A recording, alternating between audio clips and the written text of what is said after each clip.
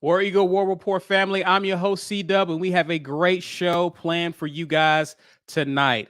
It's early signing day, and Auburn had a really good day, and we bring on friend of the show, Bryan Matthews, to discuss that and more. Also, we'll discuss other news in terms of our newest offensive coordinator and all news concerning Tank, everything else around the program. It's been a very busy week, so we'll try to tackle as much as we can tonight, so you definitely want to stay tuned. But for now, sit back, get your weight up, because tonight we enter the War Room. You are now listening to the War Report. Wednesday night War Room. Brought to you by AuburnSports.com. Ike Jones. B. Will. C-Doe. Mike G. Let's go!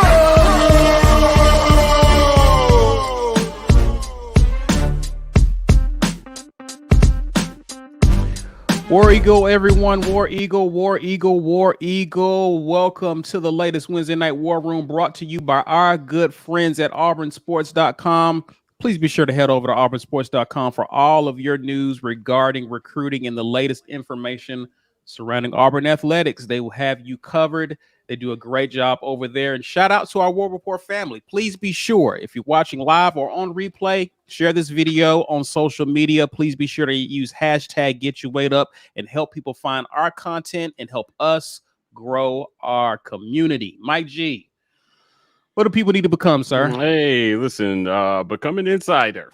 So we got plenty of great things going on at the War Report. Become an insider, join our insider community. We've got lots of premium content coming at you guys over the next few weeks. We are going to have a bowl game here in a little bit.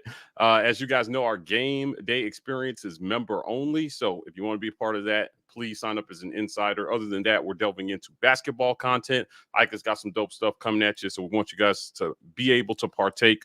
Come an insider, help support what we're doing here at the War Report. We're partnered with the Lee County Humane Society to try to do something for a good cause. You guys know the drill. You can find the link to this GoFundMe in the About section of our YouTube channel. 50 cents on every dollar goes to the Lee County Humane Society to help them #save all the puppies, which is what we're trying to do every week at the War Report. Help us do that. Guys, we're giving away tickets to the Birmingham Bowl. That's right. So we're raffling off hashtag. What's the hashtag tonight, Ike? Well, for the tickets, we'll do that one later. Okay, all right. Hashtag. Okay, I'll tell you what. We'll come back to that. Hashtag Get Your Weight Up to win a T-shirt. We're giving away tickets too. We'll do it at the end. But hashtag Get Your Weight Up. This is brought to you by GWT2 Energy. That's our guy Walt Taylor in the comments. He's bringing you guys these giveaways every live cast. Can't wait to do that. Check in with us at the 1 hour mark, where you got to be here live to win. And after that, we're going to give away some tickets to the Birmingham Bowl. So don't want to miss that. Shout out to our sponsor, BUSR. Visit BUSR.com/report. Use promo code Thanks21 and get yourself some free money to play with at BUSR. They're running this special. Guys, you can support us by supporting our sponsors. Sign up for an account, whether you make one bet a year or 10 bets a day. It doesn't matter. As soon as you sign up, you help them. It's a signal to them to keep supporting us, which is all we're looking for here. Last but not least, listen, we're on podcasts. Check us out on every single platform: Apple, Spotify, Podbean, SoundCloud. We are everywhere, bringing you dope content. So this Wednesday Night War Room will be posted on podcast shortly after we close here tonight. B's working hard to get that content out to you guys now. And we're joined by a friend of the show, Bryan Matthews. Bryan, how are you doing, good sir? I'm doing great. It's always good to be in. That introduction is just incredible. I just love listening to it. Oh, man, appreciate that. Appreciate that. Also, welcome, Roger, to War Report family, man. Good to have you, good sir. Man, let's get to it, man. It's a lot to talk about tonight. Auburn has started and finished early signing day. Marlon Barmore, appreciate you, good friend, for that. Always appreciate it. Don't know if you was trying to chat us something there, but we appreciate that. Let's talk about this class. Auburn finishes currently, well, I'm not going to say we finished, but currently we're sitting at 15th. And here are the signees as of now. Amari Kelly, JD Rhyme, Micah Riley Ducker, Alex McPherson, Gordon Powell, Marquise Gilbert, the JUCO, Damari Austin, who's been going hard recruiting for us on social media, Easton Harris, the O lineman, Jay Fair, Austin Osbury, Caleb Wooden, Eniche Sledge, Keontae Scott, Camden Brown, Holden Garner, and Robert Woodyard, who was a big surprise today. That's who we got so far. And apparently Auburn is not done yet, but our current rank, according to Rivals, is 15th, and we're poised to move up some more. Bryan Matthews, talk to us real quick about what's been the big surprise in your opinion with this class. What's been the biggest news in your opinion for Auburn for today? Just the way they finished, getting 7 guys over the last 3 days, going from 41st to 15th in our rankings. I've never seen anything like that for an Auburn class before. So I think in many ways it's like they came in out of the bullpen with the bases loaded and no outs and struck out the next 3. You know, that they closed out that portion of the class really, really well. It sort of saved things in some ways. Still got work to do. I do think they're probably going to get Jeffrey Mba. He'll announce Sunday. They do that, they would be around 11th or 12th, which is not bad considering where they were. And then I still think they're going to pursue, you know, a handful of guys for that late period and maybe get this class up to 20 or 21 eventually. And then whatever's left over plus the 7 they can now add to that. I think they're going to work that transfer portal really hard, especially at quarterback, offensive tackle, and at least one, you know, potential difference maker at wide receiver for sure, and probably some help on the defensive line and linebacker. I want to ask you something about this, B Matt. So we got our facts or no, which we recorded yesterday. It's going to drop on Friday. And we specifically talked about whether or not this staff would go after another quarterback. I thought we were pretty set at quarterback, given DD is an unknown on the college level. TJ you may be hot or cold on him, depending on how you view him. And Garrett is coming in with the state championship, and he, for all intents and purposes, is Harson's first guy at QB. Do they need another quarterback? Well, I think if they want to compete for a championship, they need to have somebody come in and compete with TJ Finley right away, just to see how that works out. You know, how much is TJ going to progress from this fall to next year? Are Demetrius and Holden ready to step up and be starters in the SEC? I don't know the answer to that question yet. We'll see. But I do think they're going to pursue a transfer, a guy that they feel like can come in and compete right away. I think USC transfer, I don't know how you say his first name, Kedon or Slovis. I don't know if I said that name right, but I think that's the guy they're going to look at early and often. You know, I don't know how much interest you'll have in Auburn, but I think that's definitely a guy they'll target early. Yeah, I've heard, B. Matt, that he's their number 1 target at QB in the portal. That makes sense. That they would want somebody like him. I don't know a whole lot about him. I haven't seen him play much, but I think he's a typical pro style type quarterback. And I think he'd fit the system really well, especially with Harsin sort of putting in his deal and bringing in Austin Davis as sort of a young coordinator that, you know, he can build up and that can mature over time. Caesar, you're muted.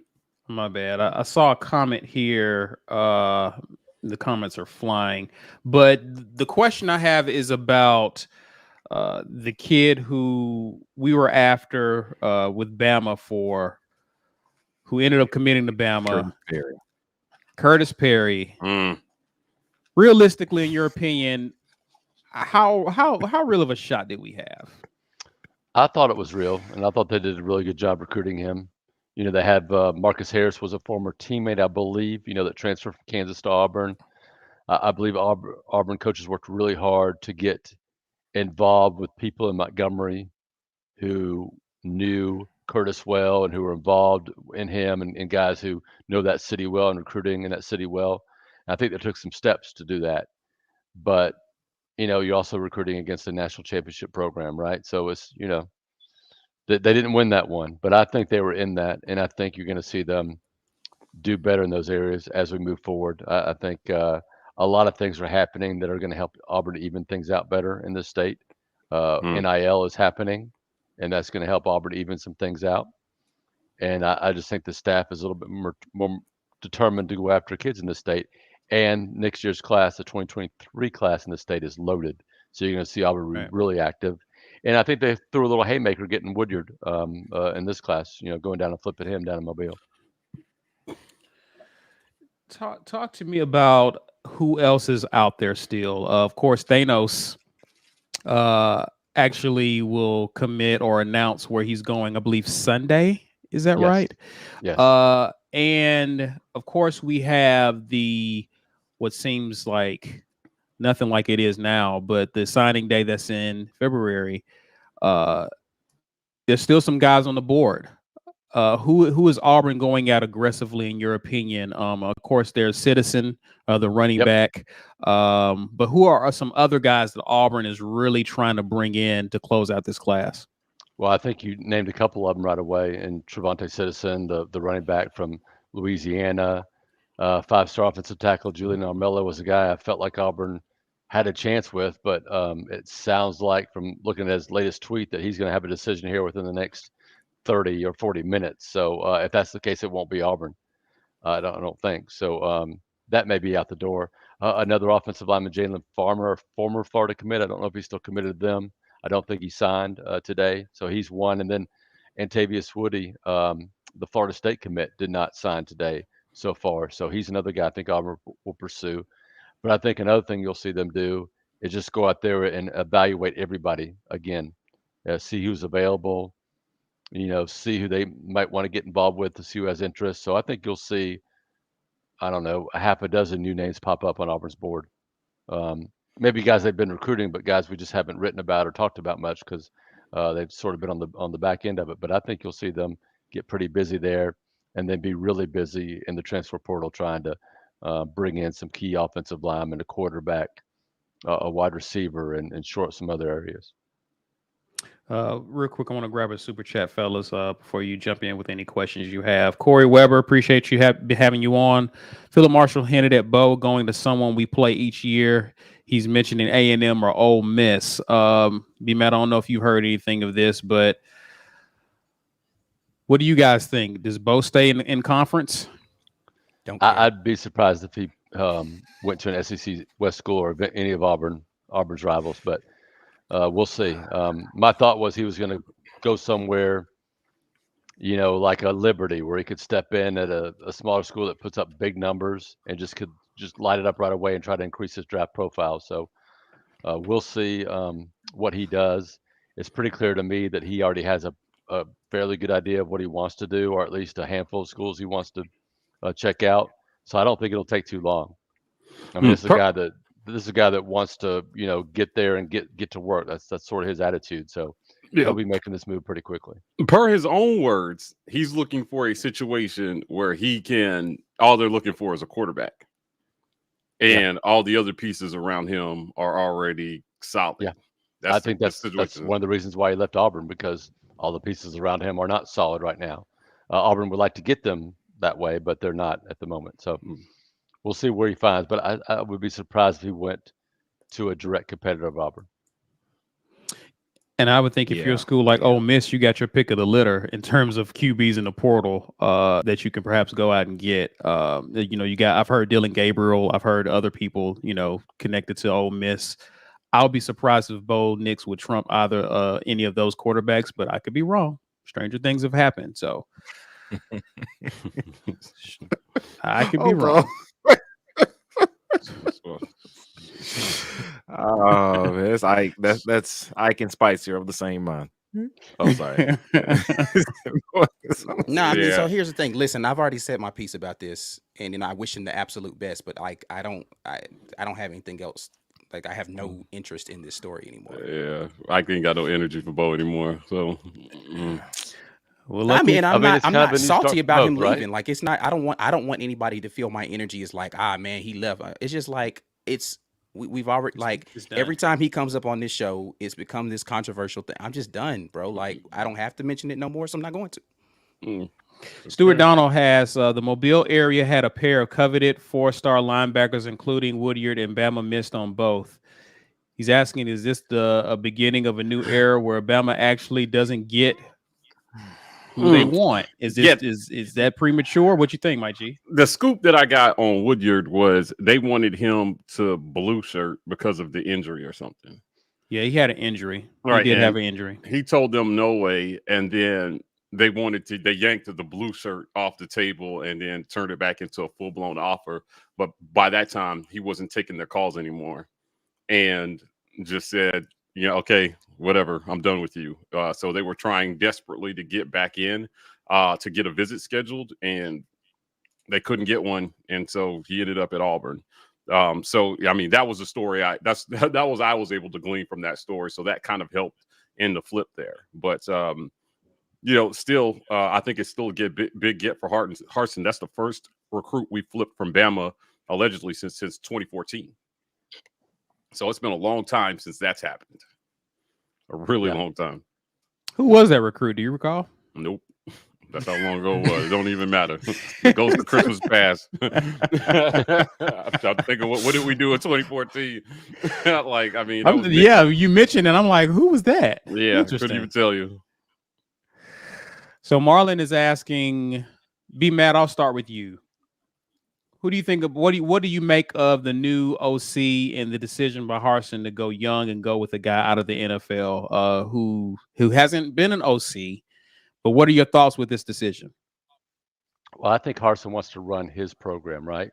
Get his people in. And this is a guy that's got a great recommendation from the Seahawks from. This is a young guy he feels like has a lot of potential to be a great young coach they can sort of take under his wing and give him more responsibility as we move forward. I think Austin's going to come in and maybe surprise people as a recruiter right away because I think he has that type of personality. And I think he'll grow into the offensive coordinator role. I think he'll be a great quarterback coach to start out too. So I think, to me, Bryan Harsin needs to run the program exactly like he runs it, get his people in, and have a chance to sink or swim on his own terms. And I think that's what he's doing. Yeah, I agree 100%. Run your system, man, because he's coaching. He's coaching for his Auburn life next year based on how we ended this last season. So I said it before, I'll say it again. My bad. Everybody's saying Stephen Roberts is the flip that you guys. Stephen Roberts? Okay. Yeah. Gotcha. Yeah. No, if I'm Harsin, I'm going down my way. I'm not going down running Bobo's system or anybody else's system. You cut your cloth as a play caller and an offensive coordinator all the way to head coaching position, and then you left that spot as the third winningest active coach in the FBS. Man, and I don't care if it was at Boise State. Man, run your system. You might as well. Right. You're here. I get it. So this guy has no play calling. He has no play calling experience. Yeah.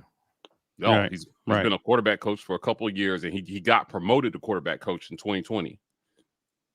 So, he was a decent quarterback on the field back in the day. So, I'm not saying that he can't call plays, but I think Harsin can, this might be a guy that might stick with us for a little bit too. I know a lot of people have been kind of complaining about the coaching carousel. So, maybe that's a good thing that he's going this route. I agree. B. Will, Ike, any thoughts on the OC? I mean, not a ton. I'll be honest, just because there's been so much going on today, I haven't had a great opportunity to sit down and analyze this, even though, it's been rumored for a couple of days. I will, over the next couple of days, try to see if I can put something together that has some semblance of information. But there's limited stuff out there right now for me to be able to glean, other than, the limited time he was with the Seahawks. I'm not a Seahawks fan, so I can't claim to have watched very much of their stuff and really didn't keep up with their staff. But yeah, I'll dig in a little bit more over the next couple of days. Yeah, working with Russell Wilson can't hurt though, right? Yeah, I mean that definitely is that stands out in the minds of recruits, I would imagine. Right, especially if you got a guy like D. Davis on your roster. Right. Right. Right. I want to know if that translates. Yeah. Yeah, same. Yeah, it'll be interesting to see. I think Jazzy.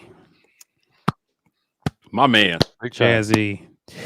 Challenge complete. Thank Not you, sure if Jazzy. y'all caught it, but I said if Coming we through. hold North Alabama to under 50 points, I'd super chat 200. Y'all missed on the I don't know if I don't think we had a prayer of hitting the OC with the guesses we threw out there. This guy kind of came out of left field. A lot has happened since we made that prediction. So Correct. Yeah, for I don't sure. even. Yeah. That wasn't. I don't even think Actually, we had that conversation. I don't think that name even came up. If Right. I don't recall it at least. I think I threw out Zach Hill and then went to Keesaw. So, I mean, I would have missed either Spitballing. way, but yeah, I spitballing. mean, but yeah, after the whole Zach Hill thing fell through, it was anyone's guess at that point. I think Keesaw was probably the next guy in line if they didn't take Davis. Yeah. Yeah. I honestly, I think he would have gotten some flack for that choice. I mean, he's would going to have. get flack for whatever choice he made. Like people probably don't like Austin Davis hire. Like I don't know that there is, and I said this on Twitter. I don't know that there's a consensus home run hire from the Auburn fan base. Everybody wants somebody for different reasons. Somebody's going to be upset. That's why Coach Harsin just has to pick the person, which hopefully this is the person he wants. Install your system, do your thing, and let the results speak for themselves. Don't worry about people being upset about the hire. Just do what you do. Because somebody's going to be upset. Yeah. Somebody else who's going to be upset is you with this super I saw chat it by already. Bryson.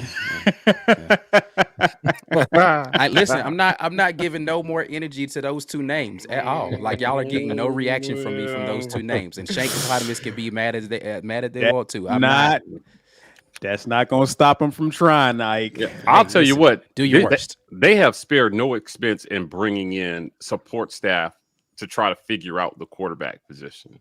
Yeah. I'm talking about analysts, like so many guys who have worked with quarterbacks to try to crack that puzzle. And, I think that's a good place to focus your energy. In today's college football, a good quarterback will cover a multitude of sins on offense. Yes. So, if they can figure out a system where they can get the most out of a quarterback, it will definitely be +2 wins for them over what they did last year, this year, next year. So I like it. I like the strategy. Roger says, appreciate this, man. Guys, more importantly, what are we doing for Birmingham Bowl tailgating? War Report tailgate. Take me out of the ticket draw. My office just bought. Hey, congrats on that, man. Cool. Hey. I'm not sure if we're doing a tailgate, but we will be. We'll be there. We'll be there. We'll be around for sure. We'll have to figure out a way to see you guys, man, for sure. Yeah, man. It should be interesting. Yeah, so not sure if we'll do a tailgate, but we'll figure out how to link up with people who are actually attending the game. Scorpio on the squad says, War Eagle, my people. War Eagle back at you. Devin, being under Pete Carroll couldn't hurt for sure. I have to agree with that. And again, I know Harsin being out up there Northwest is aware of a lot of the coaches in that area. Would you say, B. Matt? I mean, I know it seems out of left field for us being down here in Auburn, but Harsin was aware of this guy. Being as though he's only been at Auburn a year, so he's been able to see him from afar, I would imagine. Yeah, and I think Pete Carroll and Harsin talked about him, and I think he got a good recommendation from Coach Carroll. So I think that's a big part of it. And from what I've heard, Austin Davis is excited about coming to Auburn. He's already working on evaluating, recruiting, those type of things. So he's already ready to jump right in. And I think he'll be heavily involved in Auburn going after a transfer quarterback. He'll be heavily involved in Auburn evaluating and trying to close out a 2023 quarterback, because you got to do that pretty early. Are you going to lose it on the good guys? I think he's going to jump in right away. And any offensive guy Auburn's recruiting for that late period in February, I think he's going to try to get involved with him too. Good. I like to hear that. Yeah. So what are your thoughts about, in your opinion, what does Auburn do in the portal or just recruiting to address the O-line? I know that's been the biggest concern of Auburn fans, even with the excitement of what happened today. Today was a really good day for recruiting. We avoided what many people thought was doom and gloom and brought in a respectable recruiting class. but we do have to address some needs up front. So, in your opinion, what's the likelihood of Auburn being able to do that either through the portal or actually finding some guys who are still available who's yet to sign their letter of intent? I think they have to do both. If you just sign a guy in the portal, you're just repeating the same thing you've done for the last several years, which is not sign good high school offensive linemen and having to rely on transfers to come in and help you out. And that's worked in some years. It was fine in 2017, 2019, but it failed miserably in 2020 and 2021. So I don't think that's a good way to build a roster. I think you've got to sign good offensive linemen in high school. It's a developmental issue position, and you got to develop them. But for next year, other than Colby Smith, I don't know that there's that young guy on the squad right now. Right. So you've got to go out and help yourself right away. So they've got to do both. They've got to sign at least 2 portal guys, maybe a center and a tackle, and they've got to try to find somebody else that's got the potential high school player, whoever that is, to eventually grow into a starter, even if it's 2 or 3 years, just to have those guys coming up in your system and not have just dudes. They need dudes, not just guys, right? Yeah. They need dudes squared, not just dudes. Bryson Bridges just loves your eye, just messing with you. It's all love. Listen, we get it. I don't feel no kind of ways about it. Listen, y'all get all your jokes off. It's fine with me. I'm just telling you, I'm over it. This is a great question for you, B. Matt. How do we get Trevon Reed to be an on-field position coach? He seems like he, along with Etheridge, was the MVP in terms of recruiting, in terms of the work they did this recruiting haul.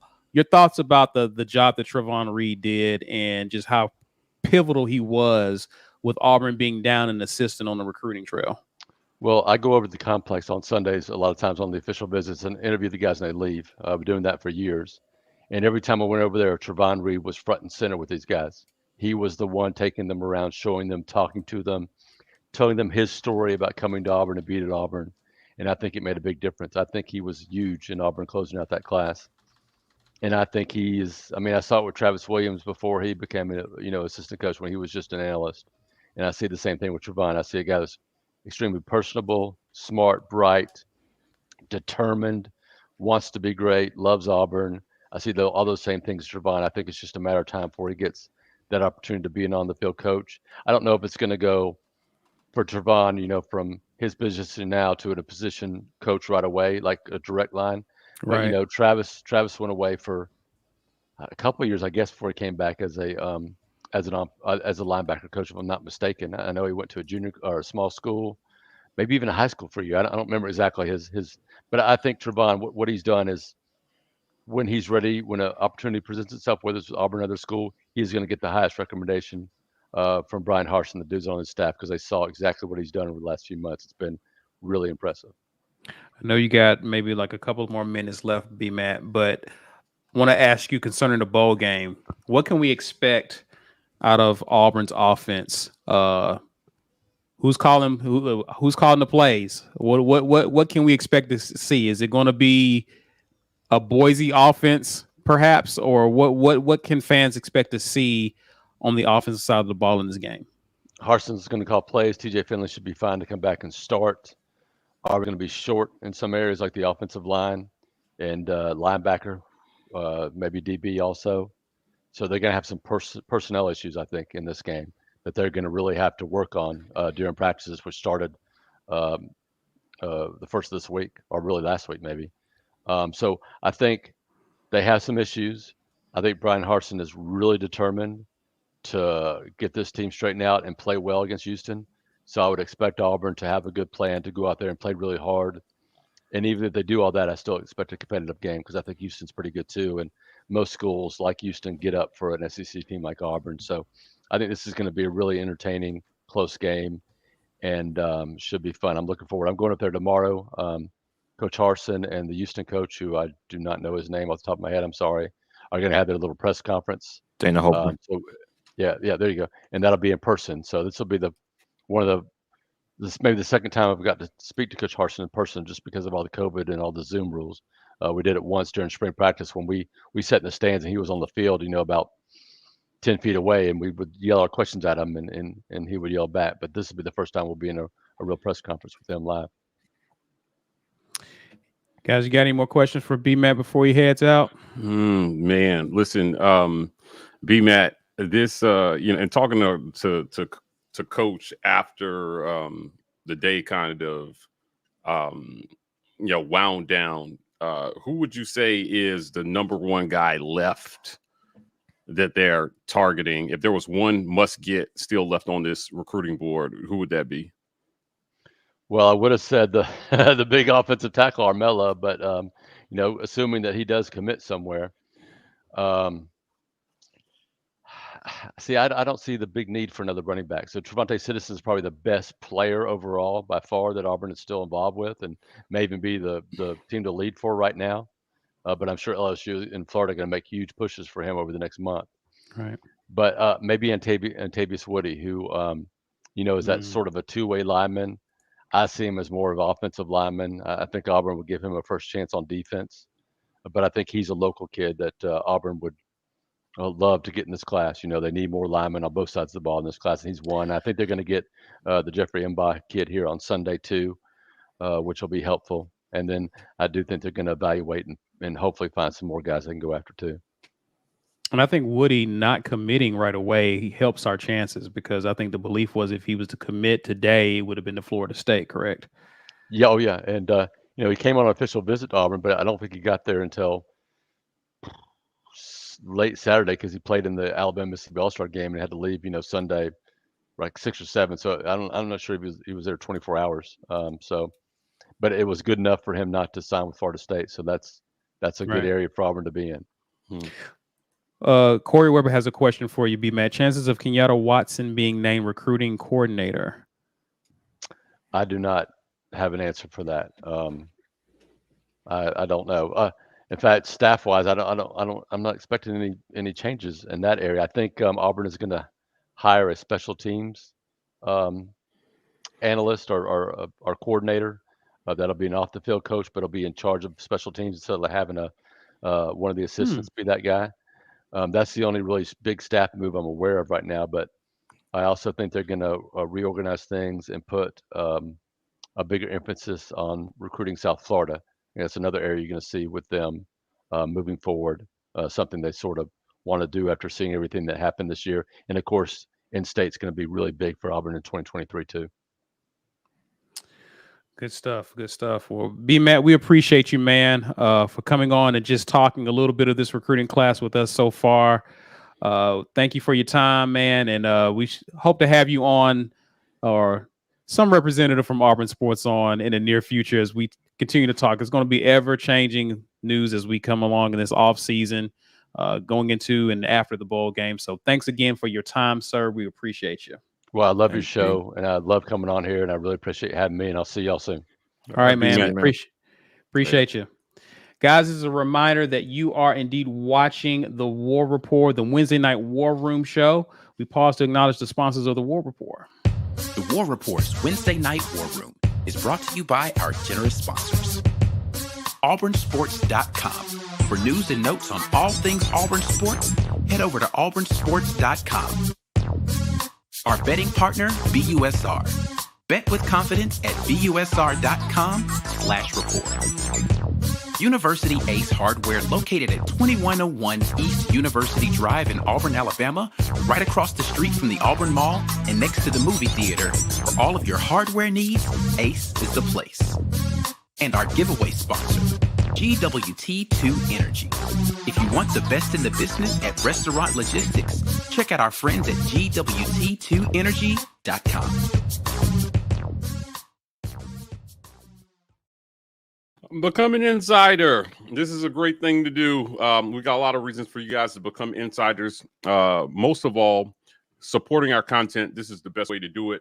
$5.99 will get you there. Just go to our YouTube front page, click join, become an insider, and get access to premium content as well as giveaways and other specials that we'll be running. We're a partner with the Lee County Humane Society to raise money for a good cause. So help us, #save all the puppies. You can find this link in the About section of our YouTube channel.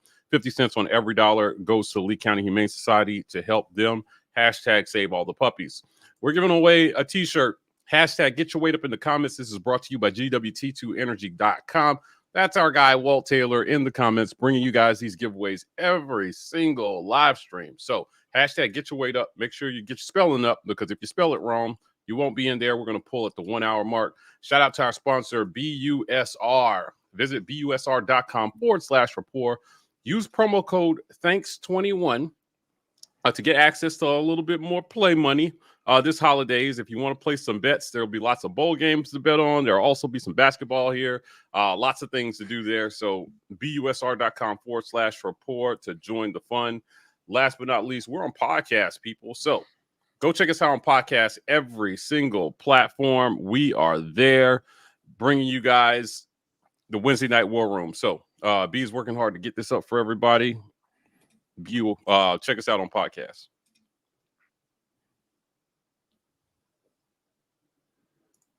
You're muted. You're muted. Where does Auburn rank in the SEC as signing day close? I have to look that up. I think we were like 8th or 9th according to Rivals. Yeah, somewhere in there. It can't be understated that the margin between us and the 3 to 4 teams ahead of us is razor thin.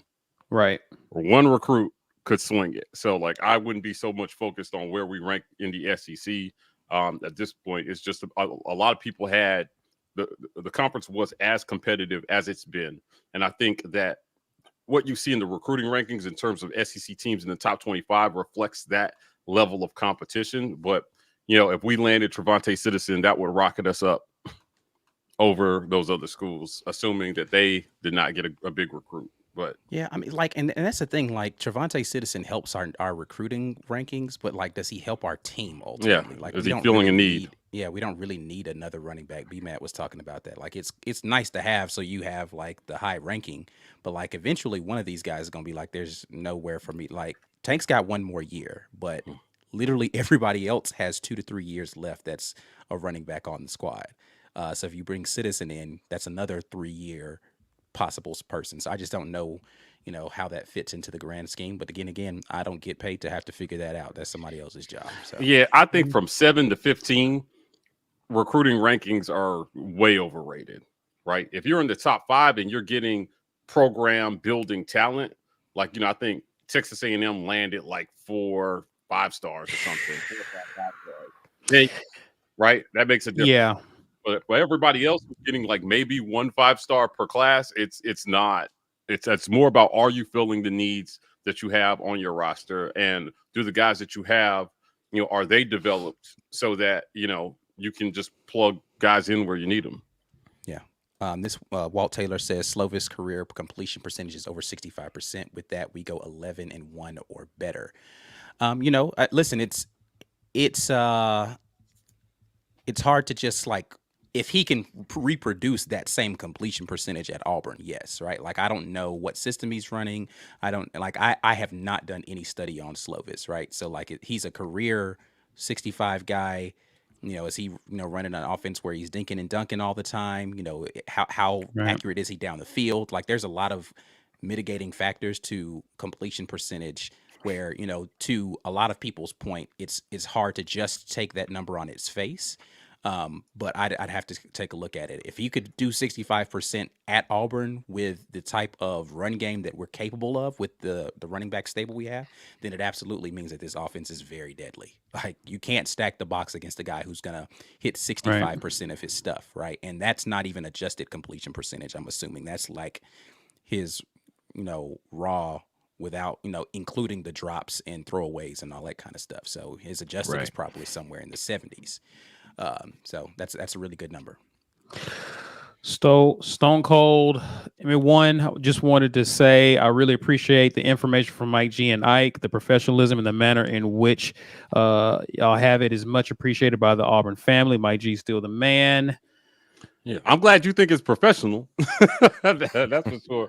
I mean, when news broke a transfer, it didn't feel professional. You know, it felt like, we told y'all, mother, right? But it has been a roller coaster of a ride. We've been doing our best to try and bring you guys accurate information, but also not spread rumors. Yeah. Unsubstantiated rumors. And there's just a lot, man. People were going back and forth on the reporting, and everybody's working really hard to get the scoop. What we're trying to do is talk about the scoop once it's been confirmed. Yeah. Now, Right. sometimes we have the scoop. We just can't tell you because, there are rules. But things change too, right? Just because I Right. know information Right. today does not mean that information could not change tomorrow, right? Right. There are things that I thought was going to happen today based upon information that I had that did not happen today. Mhm. Right. Right. And so if we had come on here and been like, yeah, we're 90% sure, like we'd be out here looking stupid right now. Because Yeah. that's why I have no desire to be the I know something you don't know guy, right? Like there are plenty of Yeah. other people whose job it is to do that. It's not my job. I will say this though. The people who are out there for those of you who care about scoops, the people who are out there working to give you that information, you have to give them a little bit of grace, Right. Yeah. right? Right. Because there Right. is They the can't balance. be 100% correct. You can't. There's always some factor that they're not going to be able to account for when they put something out. But if you put too many things out with a caveat, then people don't believe anything you put out, right? So, Right. there was a report that Tank was transferring, right? Let me tell you something. That report was not based on nothing. Right. There was smoke there. He ended Yeah. up not transferring, but we felt uncomfortable confirming that report because, 'Cause of he hadn't our said policy. anything. Yeah, right. Right. And so, but the initial report, I don't think was. I don't want to say it wasn't wrong, but I just don't think it was out of left field. It wasn't off base. It wasn't based on nothing.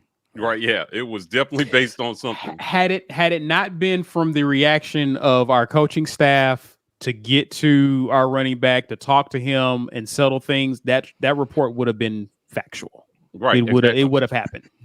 Now, I So- will say this. There was a report that Bo was staying and had committed to staying. I feel pretty confident that report was based on nothing. 100%. Yeah, I think there was a lot of conjecture in that. Yeah, that was based situation on where, nothing. Like Reach. people tried to pull loose strands of information together to create a narrative that made them feel comfortable saying that.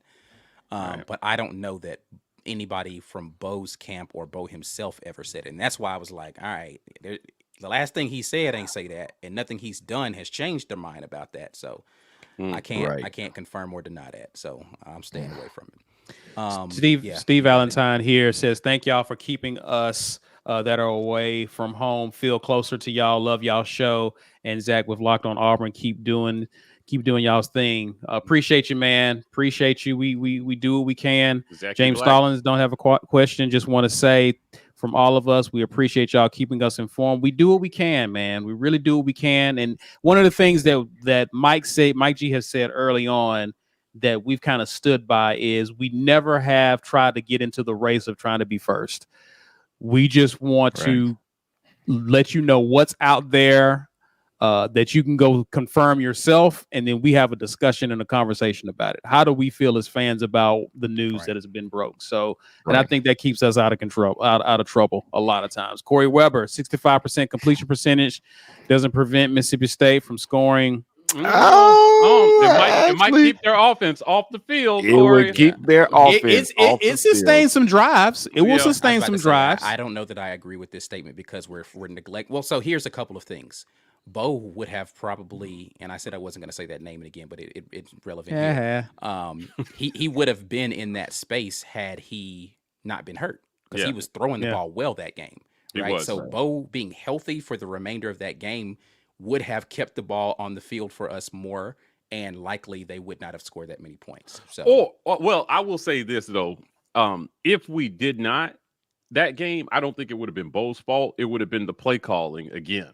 For sure. Because the play calling is what was sinking us in the second half of all these games down the stretch. So, I would say, like, if it wasn't going to be Bo, it was going to be the guy telling Bo what to do, which, double Bobo. He gone. This is hilarious. Lawrence, evil is Ike is the evil working in the background. Made Bo transfer. He made the refs miss the VA double dribble. Made Tank go out of bounds in the Iron Bowl. That's a lot of bad juju. Man, my bad. Dang. My bad. I'm gonna just stop. I'm gonna just stop talking. Dang. Jay Lee was on point today, though. Jay Lee was doing good work, man. Shout out to Jay Lee. Stephen D says, "Is Holden Garner only one A needed there? It's not a battery. Is he a good pickup is or Bo needs?" Bo? There's literally no way to tell yet, right? Yeah. Like, so here's what I will say. Right. High school versions of those two, if you compare them, Holden is more of a pocket passer. Yeah, right? he doesn't So rely on his legs. he's more of a pure thrower. So, when you say 2.0 of a previous quarterback, you have to kind of specify, do you mean his success at the next level, or you mean the style of play? Style of play, absolutely not. Success, we can't project that out yet until we see. I need to see him in fall camp. I need to see him, in spring.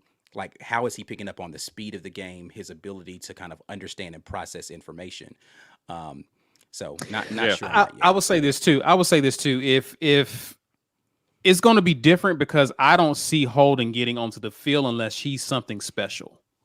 Right. And in that case, I don't think he is Bo Nix 2.0, because they're not just putting anyone. I don't see Harsin in a situation where he has to put a true freshman on the field. Yeah.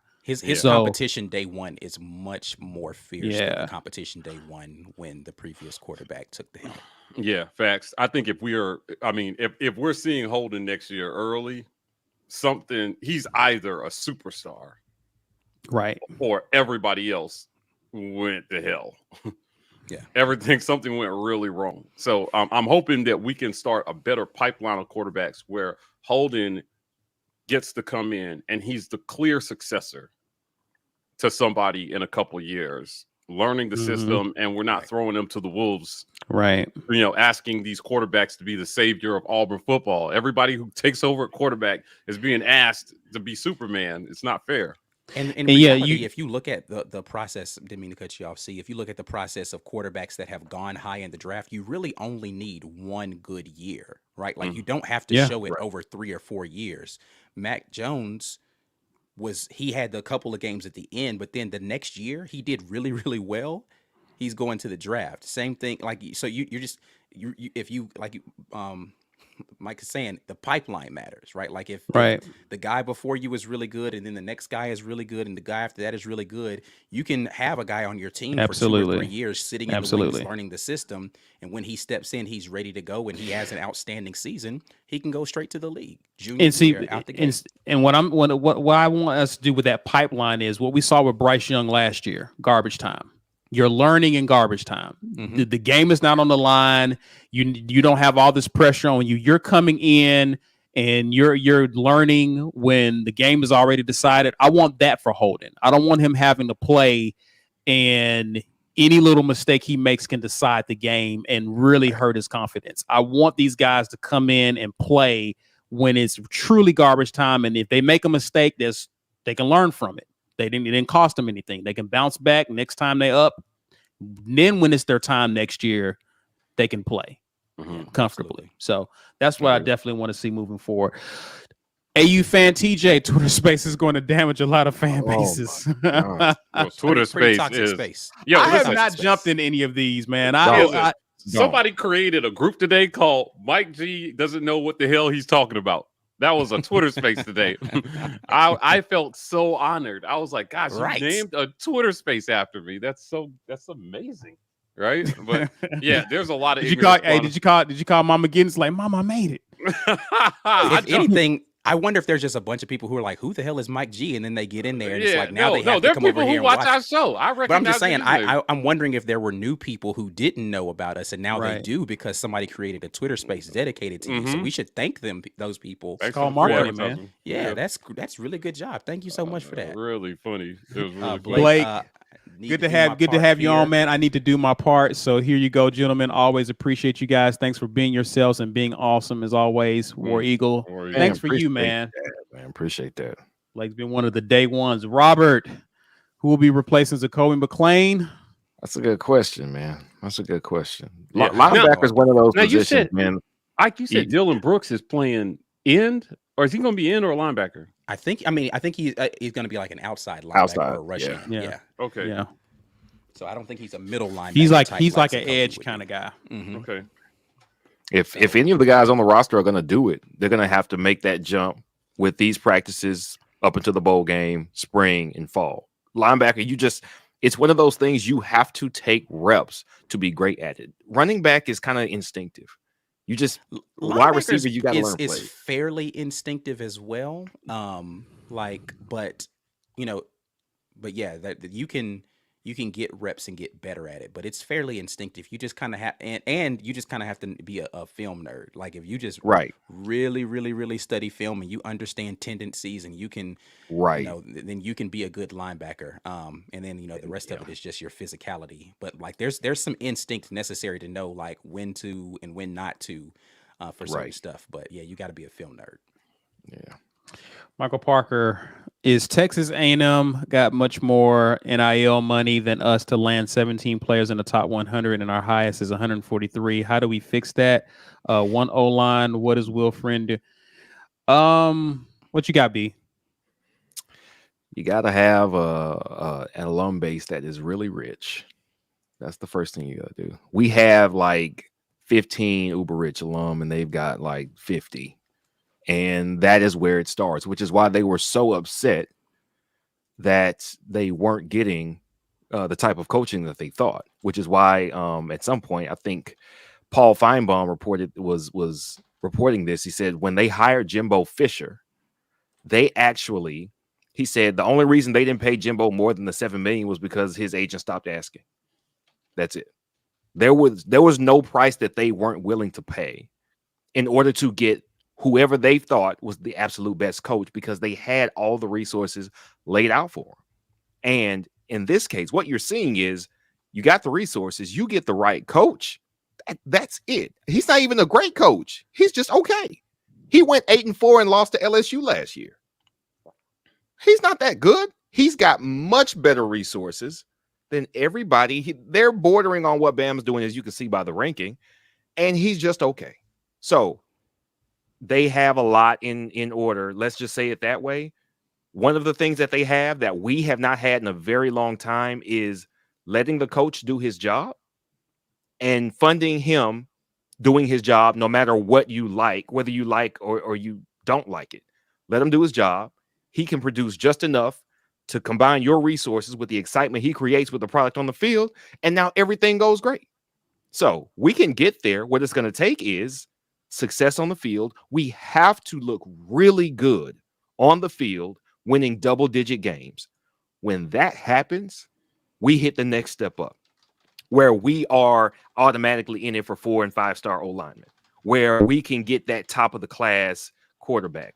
Until we have that success on the field, we cannot get it. And that's the biggest difference. Jimbo had the year last year when they won 10 with who was the quarterback then? Kellen Mond. That was it. That was the one. And then they beat Bama this year. They didn't even have a great year. They just beat Bama. Sound like somebody else you know? That's what it is. That's what did it. James Barnett here. Fellas, please explain why it seems like no one has confidence in our current QBs. If we go get another QB, we lose someone. Thoughts? Well, okay, again, confirming. Dede and TJ aren't going anywhere through the spring, right? So they're staying. We lost the QB already. He gone. And so if they go back and they get another one, I mean, it's not a bad. We have to get adjusted and accustomed to the idea of having a plethora of talent at a position and creating a pipeline for that talent. The attrition of talent it happens at programs that stockpile talent. What we hope is the guy that's walking isn't the guy we need. Right. That's the dance that they have to do. They mess that up at Georgia quite frequently at that position. And Ohio State too. Right. Yeah. They let the guy they should have walk out the door. Right. So it's not about, I don't want anybody to get down. A lot of people are down because they just haven't seen these other guys. Right. And what they have seen of TJ, it just doesn't look great right now, which I'm not sure that's fair. But like,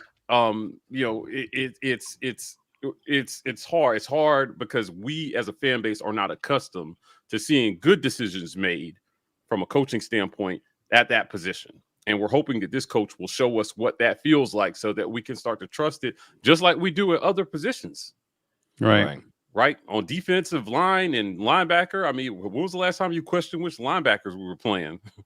It's just like, yeah, we got talent. They're rotating them in and out. And, maybe if there's a guy behind who's got a different skill set than the guy who's in the game, nobody's totally questioning whether we're playing the right people. So it's just going to take some getting used to. They've got to fix this year.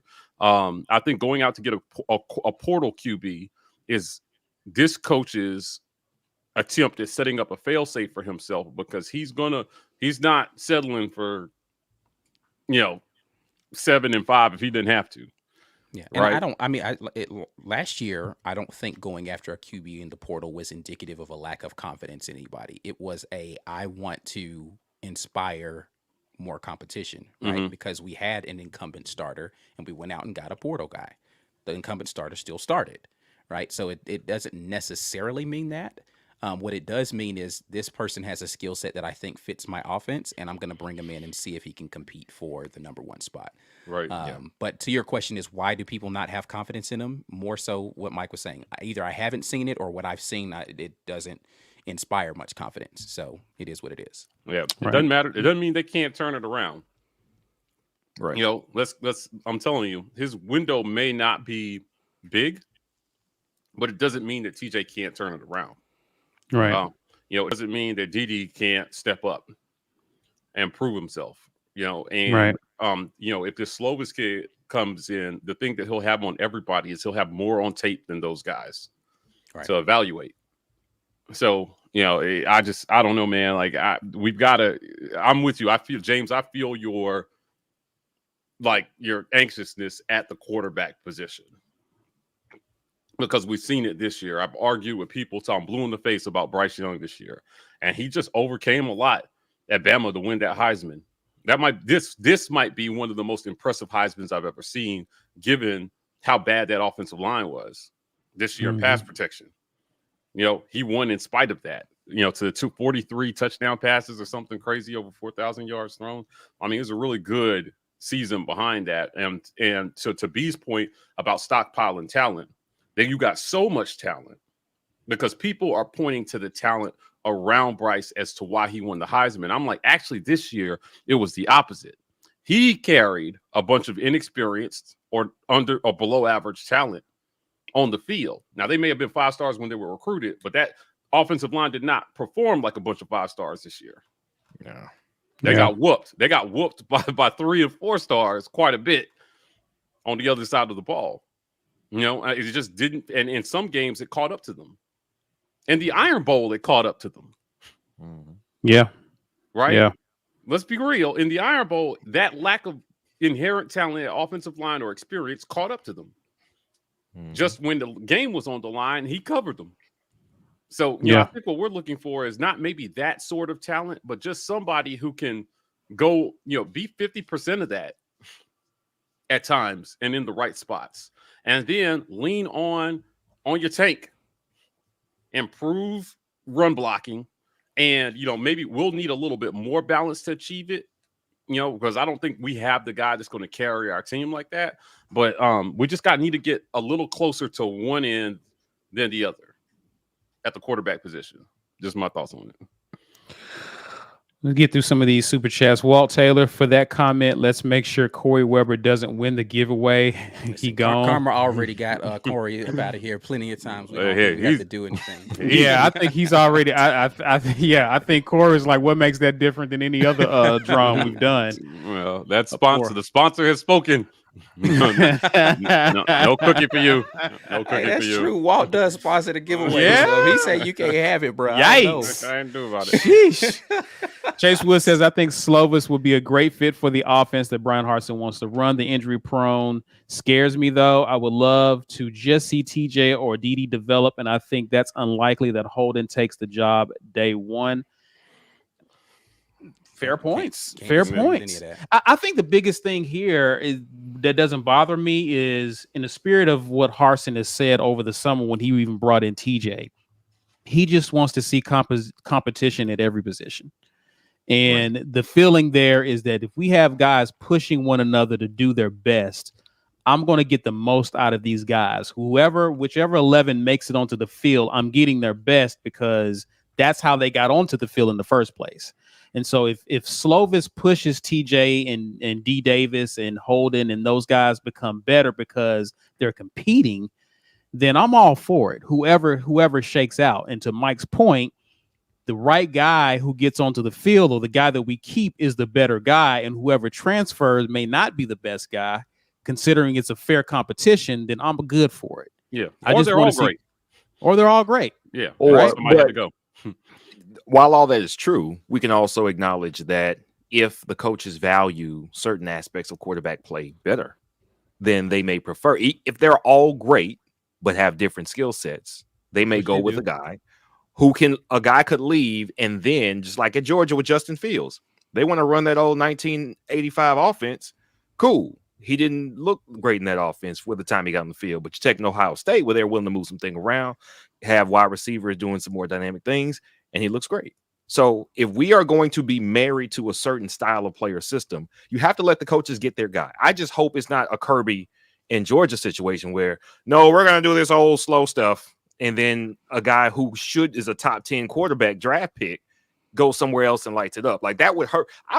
I would be so upset if I was an Ohio State fan when Joe Burrow went to LSU, lit the world on fire with the best college offense known to man in history, and then wins a national championship. And here we are on the cusp or losing every year on a big stage. Like I would be furious, and I would be upset at Urban. Whoever made that decision, was Urban gone by then? I don't know. Whoever made that decision, I would have some questions, and I hope we don't end up in that situation here. I hope we don't. Yeah. Jesse Joe says maybe Bo will transfer to Jackson State. But for real, when are we going to talk about that bombshell? Wow, am I right? Yeah. It's a pretty big situation. Listen, man. That's- Props to Coach Bryan for that's- going down there doing the diligence. That's news, man. That's major. That's major. I have my thoughts about that, but I love it. What are your thoughts, Mike G? I don't know. I don't want to say it out loud. Okay. Why you gonna tell? I got something I want to say, but I ain't gonna say it. I want to tell you I something. have the thoughts. I didn't say I wanted to say. I just said. Well, don't tell us you Well, got the don't tell thoughts. us you Don't got tell the the thoughts. people you got thoughts because they're going to know your thoughts. I don't know, man. You give us a Something- 15-minute pep talk at the end of every episode. You can't tell us your thoughts on this. Let's That move on. smells. We'll That talk situation about it. smells. Thank you for all that you do, Mike G, for your Secondary professionalism. room is going to be real competitive. I agree with this statement. I like the guys that we're bringing in the secondary. Listen, now let me back up and say I thought this last year, though.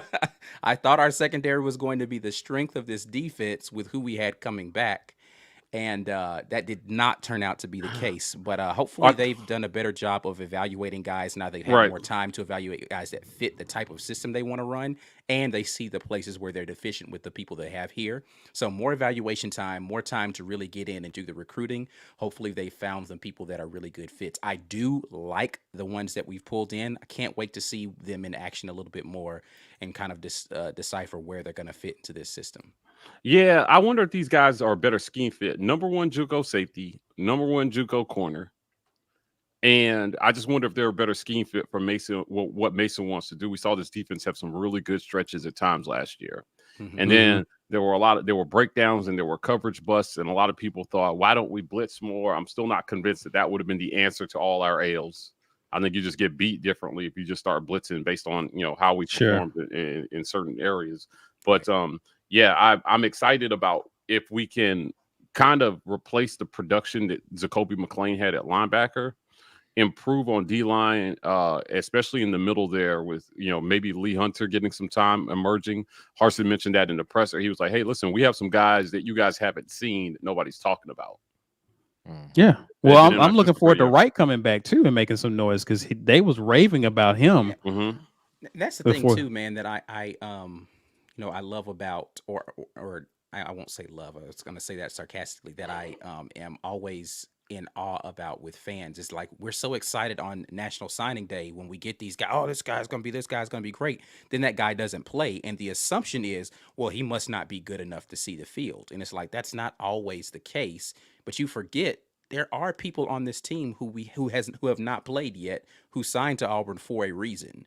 And those Who people you have- were excited about just a year ago. Right. Right. They've Yeah. matured. and they've gotten their weight up, both physically, proverbially, all that kind of stuff. And now they have an opportunity to come show what they can do as a redshirt freshman, as a sophomore, as a whatever.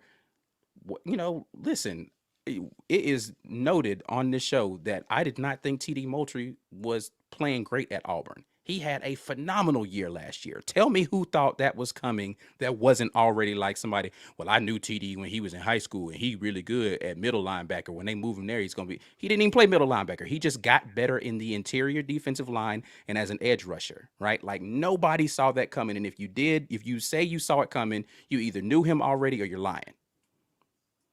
Right? So it's not just about whether or not the person has shown it already. Some people just improve year over year, man. And so we might have some dogs on the bench right now that just needed a little more time to refine their skill. Light comes on for them. Listen, before we get to the giveaway, let's pause to acknowledge one of our sponsors, Ethan Daw. All right, business owners, high-income professionals, listen up. Have you ever considered that by funding 401k or IRA, you are potentially creating a massive tax burden when you retire? Contrary to what you hear from traditional advisors and accountants, 401k or IRA do not save on taxes. It postpones the tax and tax calculation. Wealthy people don't have access to some special tax code. They use financial products, parts of the tax code that are available to everyone, including you and Strategy. Would you like to learn how to take advantage of the tax code? All right, well, check this out. Our guy, Ethan Daw, the owner of Innovative Financial Solutions, has clients throughout the USA and is a nationally recognized expert in the veterinary community. You know how we love to save puppies. So contact Ethan at 251-243-6038 or email him, ethan@ethandaw.com. Ethan Daw is your alternative to traditional financial planning. Tell him the War Report sent you. Yo. We about to get into this t-shirt giveaway. AU t-shirt. Get your weight up in the comments, man. I'm going to give y'all about 30 seconds. I'll give you 30 seconds because we already have 136 people entered for this giveaway. It's over 600 y'all in here, but 136, that's enough to make sure Corey doesn't get it right. All right, so because listen, I didn't make the rules, Corey. Don't be mad at me. But yeah, go ahead and let us get this thing popping. Your 30 seconds is coming to an end in 5 seconds. We will go ahead and do this drawing in 2 and in 1 up to 141 right before I hit the button. Who is going to win the t-shirt today? 600 people in here tonight. Yeah, man. Well, listen, it's early signing day. People want to know what's going on. Philip Coleman. Phillip. Haven't seen that name in a while, man. Philip Coleman, holla at us, man. Philip is right there. Oh, okay. Wait, I just saw Philip. Wait. I'm back. Is he here? Is he here? Is he here? He'll let us know if he's here. If he's here, Philip, holler at us. We'll get back into this conversation. There's a lot of super chats we still have left to get to. We want to try to get to as many of you. Before we move on to that, though, we're giving away tickets to the BHAM Bowl. So if you didn't win the t-shirt, hashtag BHAM Bowl. BHAM Bowl. Not Birmingham. BHAM Bowl. BHAM. Hashtag BHAM Bowl. Ike, you pulling that up? Hashtag BHAM Bowl in the comments right now, and we're going to give away some tickets here and a little bit on the tail end of this conversation tonight. All right. Michael Morrison, since we know Harsin lets his position coaches control who plays and who doesn't, does that change the QB room now that Bobo is gone? Maybe, guys. Yeah, I don't think he's not uninvolved in who's playing quarterback. So it may. Now. Yeah. Especially now. Yeah. Do I think Austin Davis is going to be picking the quarterback? No, I do not. I think Bryan Harsin is going to be picking the quarterback. Yeah, I don't know the answer to that. I think the Bobo situation was a little different. So we'll see where it goes with the quarterback position. I think he knows he needs to get this right. So agreed. QBs are born, not made, Stephen D says. TJ has a lot of snaps at 2 SEC schools. A lot of snaps.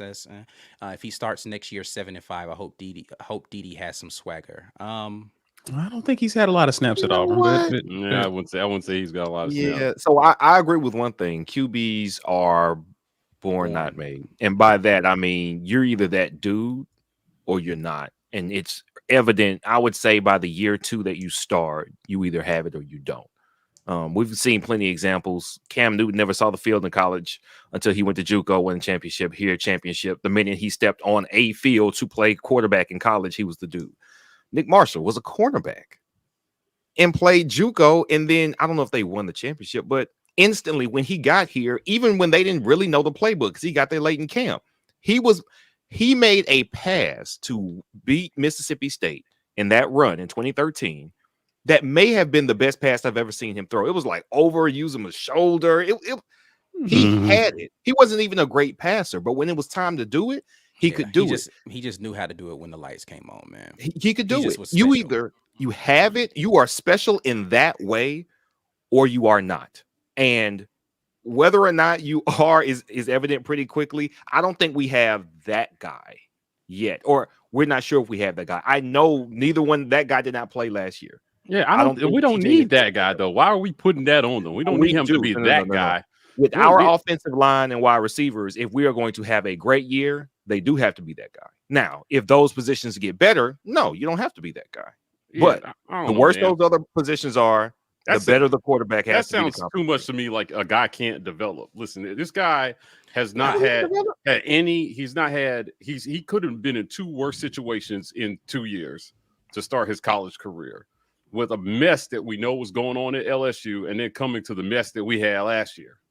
Right. So, like, I just think, if we're talking about a guy who's coming into a solid system where at least they know you had general success, and, there's not some coaching carousel going on around you, and there's not a bunch of politics around it. Sure. I just think we'll find that out this spring about the quarterback that we have. Right. I just don't think we know that yet. He may not be. I just don't think we know that yet. We haven't seen enough to know that yet. I actually agree with you there, and that's what I was going to get to, is that everybody needs time to develop, and he has only played 6 full games. Right. We were 2 years into Bo Nix's career, roughly. Let me see, 10, 11, carry the 3, 24 starts coming into this year, and people were still like, I don't know, maybe he's gonna come on. We giving him that much rope, and then TJ is just done after 6? No. And mind you, this will be Finley's 3rd straight coordinator or coach. Right. Yeah. So it's, give him that same grace as well. And he has yet to go a full season as a starter. So you still have to give him. Yeah, he hasn't played a full season's worth of games. I guess. I mean, if you're comparing Bo's first 6 starts to Finley's first 6 starts, I think those numbers are eerily similar. Right. The only now, I'm not in favor of giving QBs infinite rope to get it together. Right. I'm not. Right. So I have that same energy for Finley. I'm just saying I don't think he's been given enough rope for you to actually know in a situation that we should know. We know the other dude was given as much rope as I've ever seen given. Mm-hmm. Right. So I don't know, man. There was a narrative going around before we move on that our former loved Auburn so much and gave so much for Auburn. And I'm just like, I hate that narrative, because you know what, for as much as he gave, he got a lot back for his commitment in terms of an infinite leash that most QBs would never get at any school, given the production that we saw and as many excuses that were made. So now, do I believe everybody deserves those excuses? No. Right. But I think there is a minimum level of grace that has to be given for a player to actually overcome some things and become the player that they're supposed to be. Some guys do it from the first time they step on the field. Other guys need a season to get it together. But he's going to have some success. I just don't think that his rope is definitely not going to be that long. Agreed. It's Birmingham Bowl, kind of, or bust for him. Yeah, and he needs to show something in this game. Yeah. He needs to meet that minimum requirement in this game to get something on tape to evaluate that's super positive going into the spring. And I think that's fair. And if you talk to him, he probably tell you the same thing. I need to play well. Right. Yeah. Right. Jazzy Joe says, Brick Squad, Mike, tell us your mind on Jackson State. We won't force that out of Mike. Hit him up. Well, what about this one then? Chase Wood says, if Mike will tell us what he thinks of Jackson State, I'll drop 100. All right. So what happened was Jazzy Joe says he will too. There's $200 on the line. Come on, man. Mike. All right, so All this right. was curious to me, right? And I heard this described a number of different ways in the media. People were like, "This is like the biggest. This is the most significant thing that's ever happened in recruiting." Where That's fair. like a number two overall prospect Yeah. flipped and went to an FCS school. Like, yikes. Now, I started thinking, I'm like, man, does Jackson State, are they dropping bags like that? Did this kid get a massive bag to go to Jackson State? Right? Or is Dion just that great of a salesman that he could promise a development piece that they just couldn't at FSU?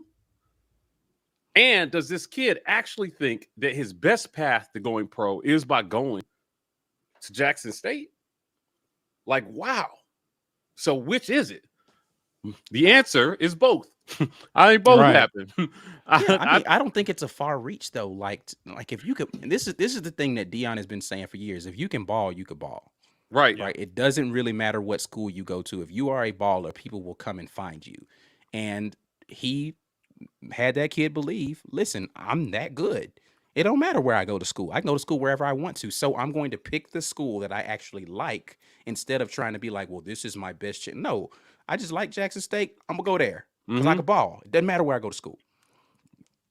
I think that's again, now I don't know that anybody doesn't get a bag dropped on them, but I'm just saying, especially like, now, right? Because the bags are legal.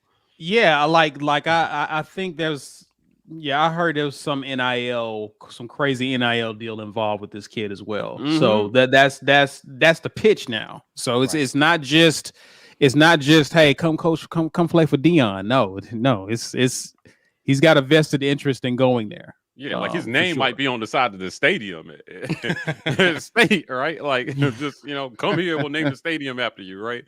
I just think there was something outside of football that gave this kid a massive incentive to flip his commitment. I mean, he was solidly committed to FSU for a while. I think from summer of 2020. For a minute, like every time something happened at FSU, they lost a game or something, he would actually tweet out, "Y'all tripping? I'm not going anywhere. I'm still in it with FSU." So that's why this one was particularly like, wow. Yeah. It's not just he had committed before his junior season and then you didn't hear anything from him and he showed up on campus with the one finger in pictures. Like, no, this was him vocally jumping out at every turn saying, I'm locked in with the staff. I'm locked in with the school. And then he flipped. That's a dramatic turn. Yeah. The meltdown on social media from FSU fans, classic. Epic. Yeah. Very epic. AU fan TJ told you my cuz was coming. Ike talking about. Yeah, he did, man. I'm happy for him, man. I'm so very proud of him, man. This year he balled this year, man, for sure. What's Spicy Penguin talking about? Recruits, if I know Spicy, where is it? His $2 million barstool deal, NIL deal. That's what's being reported. So apparently Dion has some stake in this company. Yeah. And I think maybe it got worked out to somewhere to where he was able to make some good bread if he came to Jackson State. Yeah, so this kid's already a millionaire. Yeah, why not? Phil Coleman said he had made up his mind he was going to buy some merch and then he wanted some. Look at that. Yeah, there you go. Hey, business at the War Rapport, Philip. Business at the War Rapport. Email us your t-shirt size and your address. And Deion Sanders is one of the best DBs in history. Right. I would go play for that coach if I was a DB. You can tell me I can get better development than that? Shoot. Speaking of bags, hold on. Let me. I'll get there. Mike, I love you, man. But did Cam need a year to learn? Did Young? Did Tua? Did Mac Jones? Okay, so Tua did actually. He said Mac Jones did. Mac Jones got like 3 years. He had 2 years. Young did. Young actually did. Cam sat behind Tebow. Like, the question is, did they need it? So again, there's a difference between so what Bryan was explaining was the difference between an it factor guy and a guy that needs to grow into the role. Right. We're saying TJ is likely to grow into the role guy, and some guys have the it factor. Even those it factor guys that you just named sat behind somebody else before they got an opportunity to show it. We Right. don't know what they would have been as a true freshman coming in, fresh off the bus, go in there and play. Right. Yeah. That's one of the things that got Auburn fans excited about the previous quarterback. He had an it factor about him, goes out there the first game and beats Oregon in last minute. And everybody was just like, oh, this is an omen. He is going to go down as one of the greatest ever because he had a magic about him. Right. Yeah. That's undeniable. There's something special about his ability to play football. Mike, you want to just disagree from that? It don't matter Oh, if you my disagree. focus. It is what it is. I know. Okay, I'm I know fine. the people who I saw reacting. I know the feeling that people had about that quarterback, and I know what I saw in his ability. He showed it time and time again, over and over again. In moments, he can be special. The problem is the consistency of it, right? You can have all the it factor in the world, but if you, and I've said this over and over again, if you only hit that ceiling every 3 games, but you stay closer to your floor for the remainder of the 2/3 of the time, that's frustrating. And that's the problem that you have with some of the it factor guys, is that they're wildly inconsistent. That happened with what's the kid's name that was at Ole Miss? Bo Wallace. Happened with Bo Wallace his years when he was over there. Bo Wallace. The other Ole Miss guy, Chad Kelly, right? Yeah. Wildly inconsistent, just up and down stuff, right? Like some games it's like, this looks like the next NFL can't miss prospect. The kid who's at Ole Miss last year, like the year before in the COVID year, his he first was up year. and down. Yes. So you see that a lot with guys where they have all the arm talent, they got the special wheels, they got all this stuff, but they can't produce that game in and game out. And so you're like, I don't know what to do with this, right? So until you can put that on film 5-6 games in a row, those peaks don't mean as much. Yeah, I think that's a good point, right? Like we need guys with a higher floor, Right. so that the peaks and valleys don't feel as extreme. Yeah. Right. And that had been said. I mean, we've experienced that for the last few years. So hopefully moving forward, again, TJ's going to be our starter for the bowl game. What he needs to do is he needs to raise his floor. Right. He needs to raise his 100%. floor. Right. Yeah. And if he can raise his floor, he gives himself a better chance to compete going into the spring. Well, he will compete going into the spring, but he gives a better chance to win coming out of the spring. Right. And then going He'll in. put himself in the driver's seat Mhm. going into the spring. Right. Right. For sure. Yeah. And that's what every quarterback has to do, is they all have to do that, right? Raise your floor, show the coaches like, hey, the absolute worst you're going to get is this Right. if you play me. And right. is that worse something that you can live with? Because I can live Right. with, the occasional bad throw, the occasional miss, but I don't want a bunch of misreads and a bunch of like errant throws and all that kind of stuff. So Can we still win games with my off game? Right. Right. So that's the question there. Big Gap says Mike G's background There is we the go. alley Michael Jackson was fighting in. there we go. That's a good one.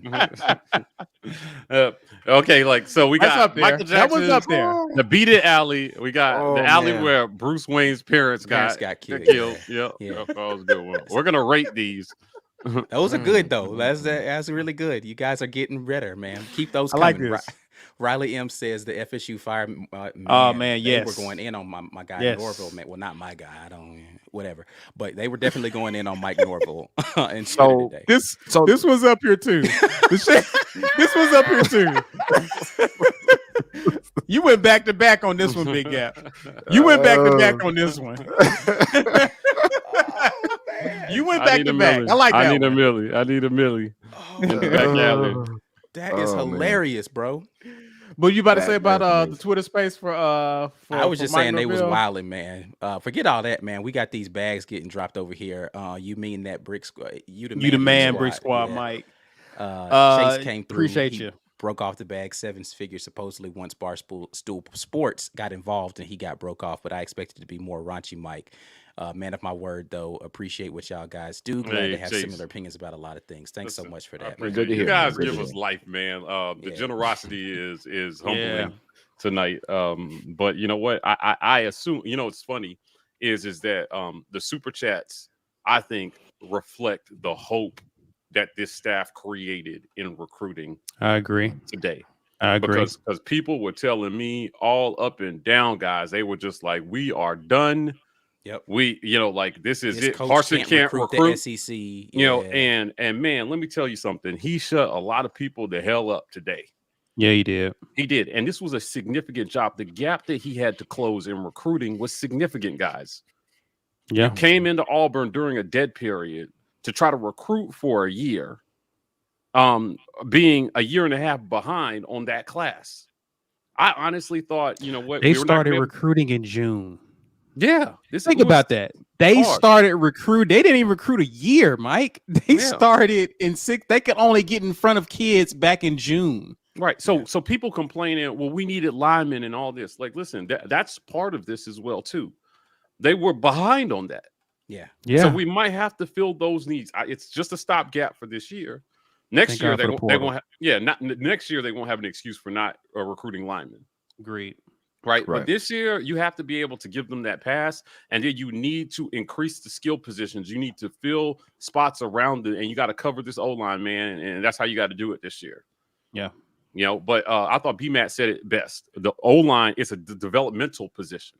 Right. Right. You have to get your body ready to be able to play at this level of football. And it takes a whole offseason and in season of strength and conditioning for some of these guys to get ready to play SEC football. Which we have like 6 guys right now that have been through that, right? So that's what I'm saying. We may actually be better than people think at the offensive line. I don't know yet because I haven't seen it. But, if you get a transfer guy in, that's a stability piece around some guys who have been developing.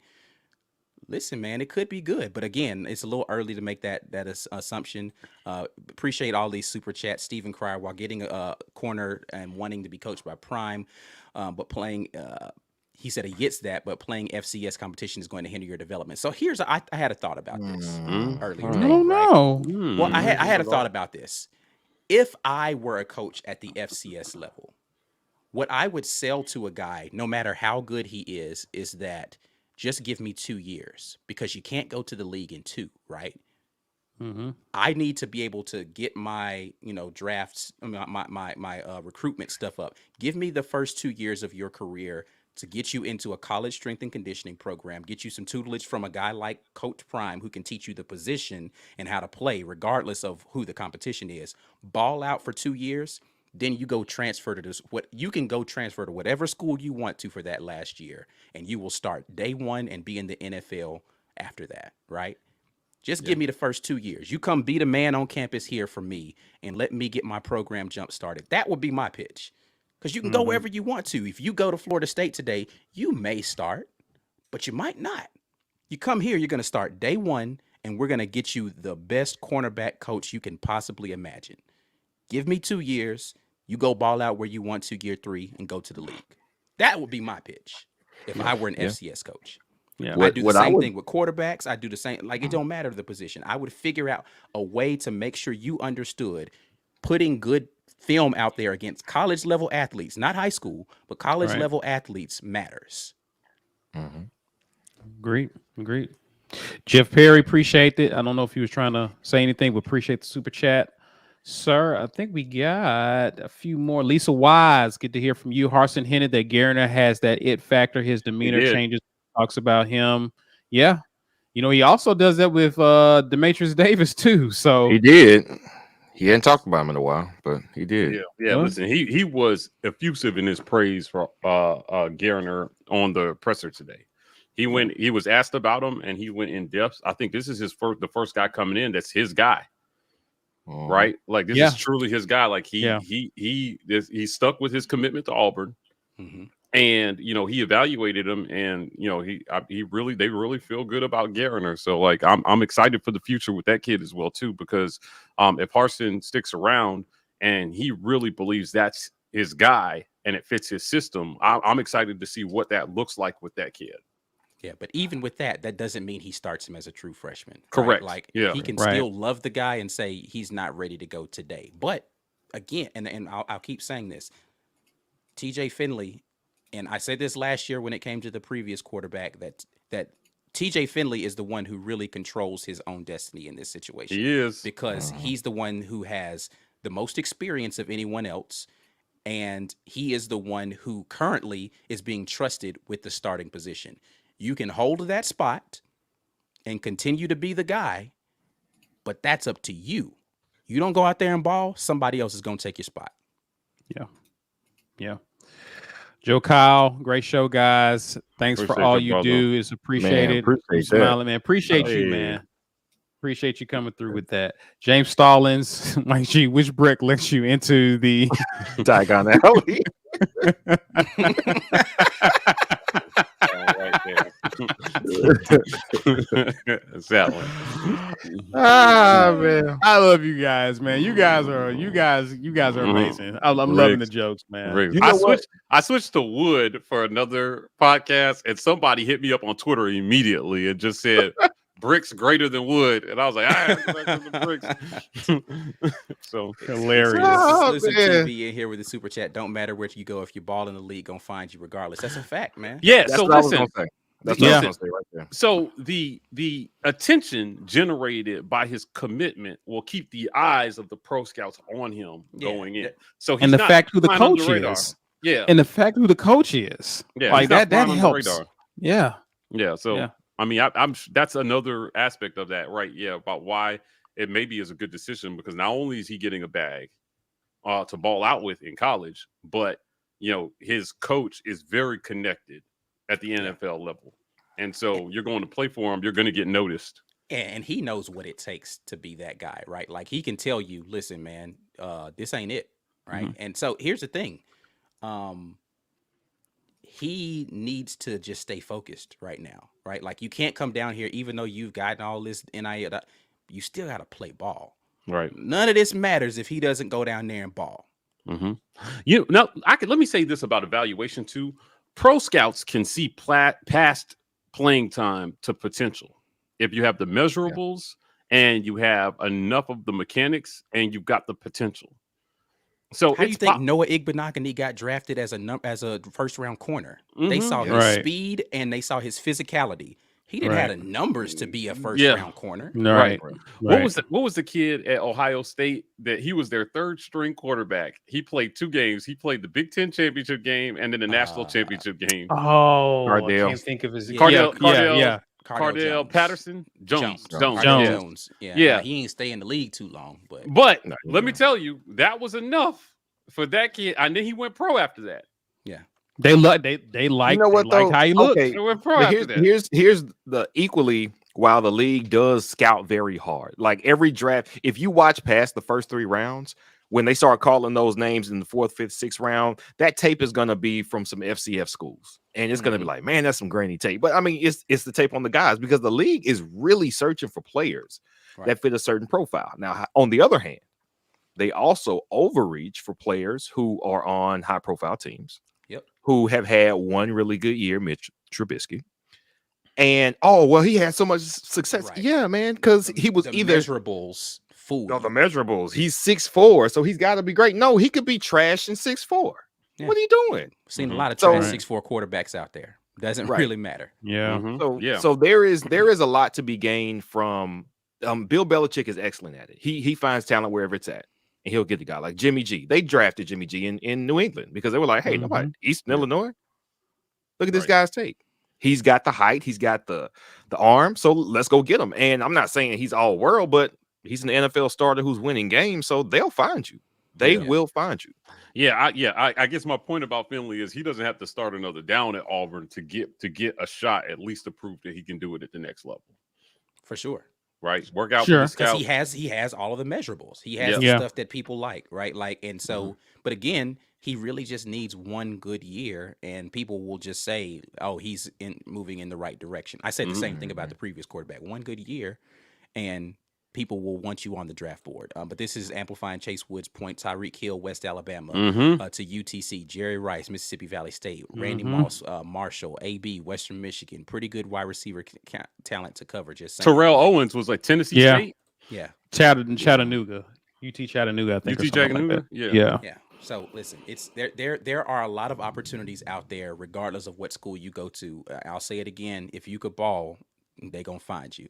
I was thinking this in my head, and Lawrence Robinson pulled it out. Jamarcus Russell I had was trying to measurables. avoid giving. It was negative it was examples here. the other I way. was It's a gonna lot of leak. them there. Yeah. See, look at that, man. Look at the Senior comment butt section. fumble. Ryan Another Leaf. one. Corey Weber, right? Yeah, Yeah. listen, man. Yeah, you don't have to be on the field for them to Goes at least on be and able on. to see the Yeah, frozen, potential, yeah. right? Yeah, talent evaluation is not an exact science. Right. Yeah, coaches on the college level get it wrong. Pro scouts get it wrong. Pro coaches get it wrong all the time, Yeah. right? And another man's garbage is another man's gold sometimes.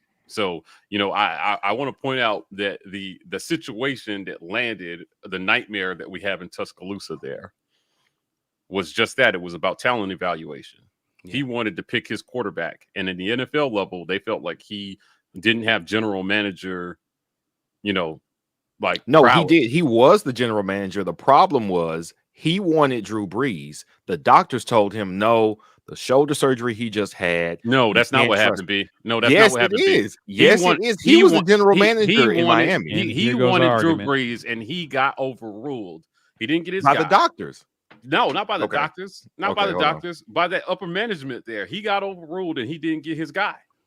That's my understanding of it. He didn't get his guy, and then after a year of that, he was like, and then look what Drew Brees went on to do. Who did they get? Dante Culpepper? Yeah, they got Culpepper. They ended up with Culpepper. I'm pretty sure he was not the GM in Miami. Correct me if I'm wrong in that. I don't know. Right. I don't follow that guy's career. I know every people were skeptical of Breeze coming out of San Diego because of his shoulder surgery, certainly. And his height. Like he just had Yeah. a bunch of stuff where people just Saban like, you wanted can't him. make it at this late. Saban wanted him. He wanted him. He did. Yeah, he definitely wanted him. He didn't get him. The reason he didn't get him was because he got overruled on that decision, and then just decided if I can't have total control, I'm going back to college. Ended up at Alabama. Overruled by the owner. Okay, yeah, he got overruled by somebody. I know. Somebody came in over his head and said, "No." He said you're not- our doctors failed him on the physical. This was Nick Saban talking about it this summer at some Texas coaching thing. right, He but said, we were going to sign Drew Brees. Drew was there to sign with us. I actually made a deal with his agent. Nick Saban made the deal with the agent. He was the GM. The doctors overruled him. They failed him on the physical. no, because of man, his he shoulder. just put it in the chat, man. The owner overruled Saban. What do you think he's Well, going to say against his owner? He's not going to come out and be like, I think the it's owner I think it's a overruled me. combination. This of was those. Could it be both? 2021. The Yeah, doctors, could I'm it about be to say the both? doctors gave the report. Saban was saying, I don't care nothing about the report. The owner was He like, I wanted him. do care. So Yeah, that report wasn't going to stop Saban from getting his guy. He Yeah. commented on that later as well, too. Very That- vaguely. this was 20. This was this year. Anyway. Well, All right, guys. anyway, All right, he was guys. the GM. Guys. yeah, let's grab some. Let's give away some tickets to this Dice game. ticket, BHAM Bowl. Hashtag BHAM Bowl. Did anybody get in? Yeah, we got 96 No. entries. All right, not bad, not bad, not bad, not bad. Hashtag BHAM Bowl. Let's Yeah. go. Draw, Let's do it. Let's, You waiting on a hunt? You waiting on a hundo? We I gotta have would at least like 100 people. You know what I'm saying? It's 591 people in here. So like, if you don't want to go to the game, it ain't no big deal. Yeah. Listen, do not enter this if you do not want to go. Nope, we had 100. Let's do it. Boom. Who's it gonna be? Hashtag BHAM Bowl.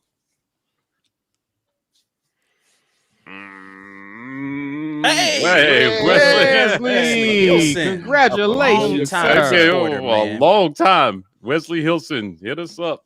Yeah, you know what the email is. You've been watching long enough. You know man. what to This is do. at the War Yeah. Rapport. Now, if you're already on our email list, I will find you. If you're Yeah, not, that's one of the reasons why we needed y'all to be on the email list. Which Email is why list. we're not going to belabor the point tonight. We can get in touch with Wesley.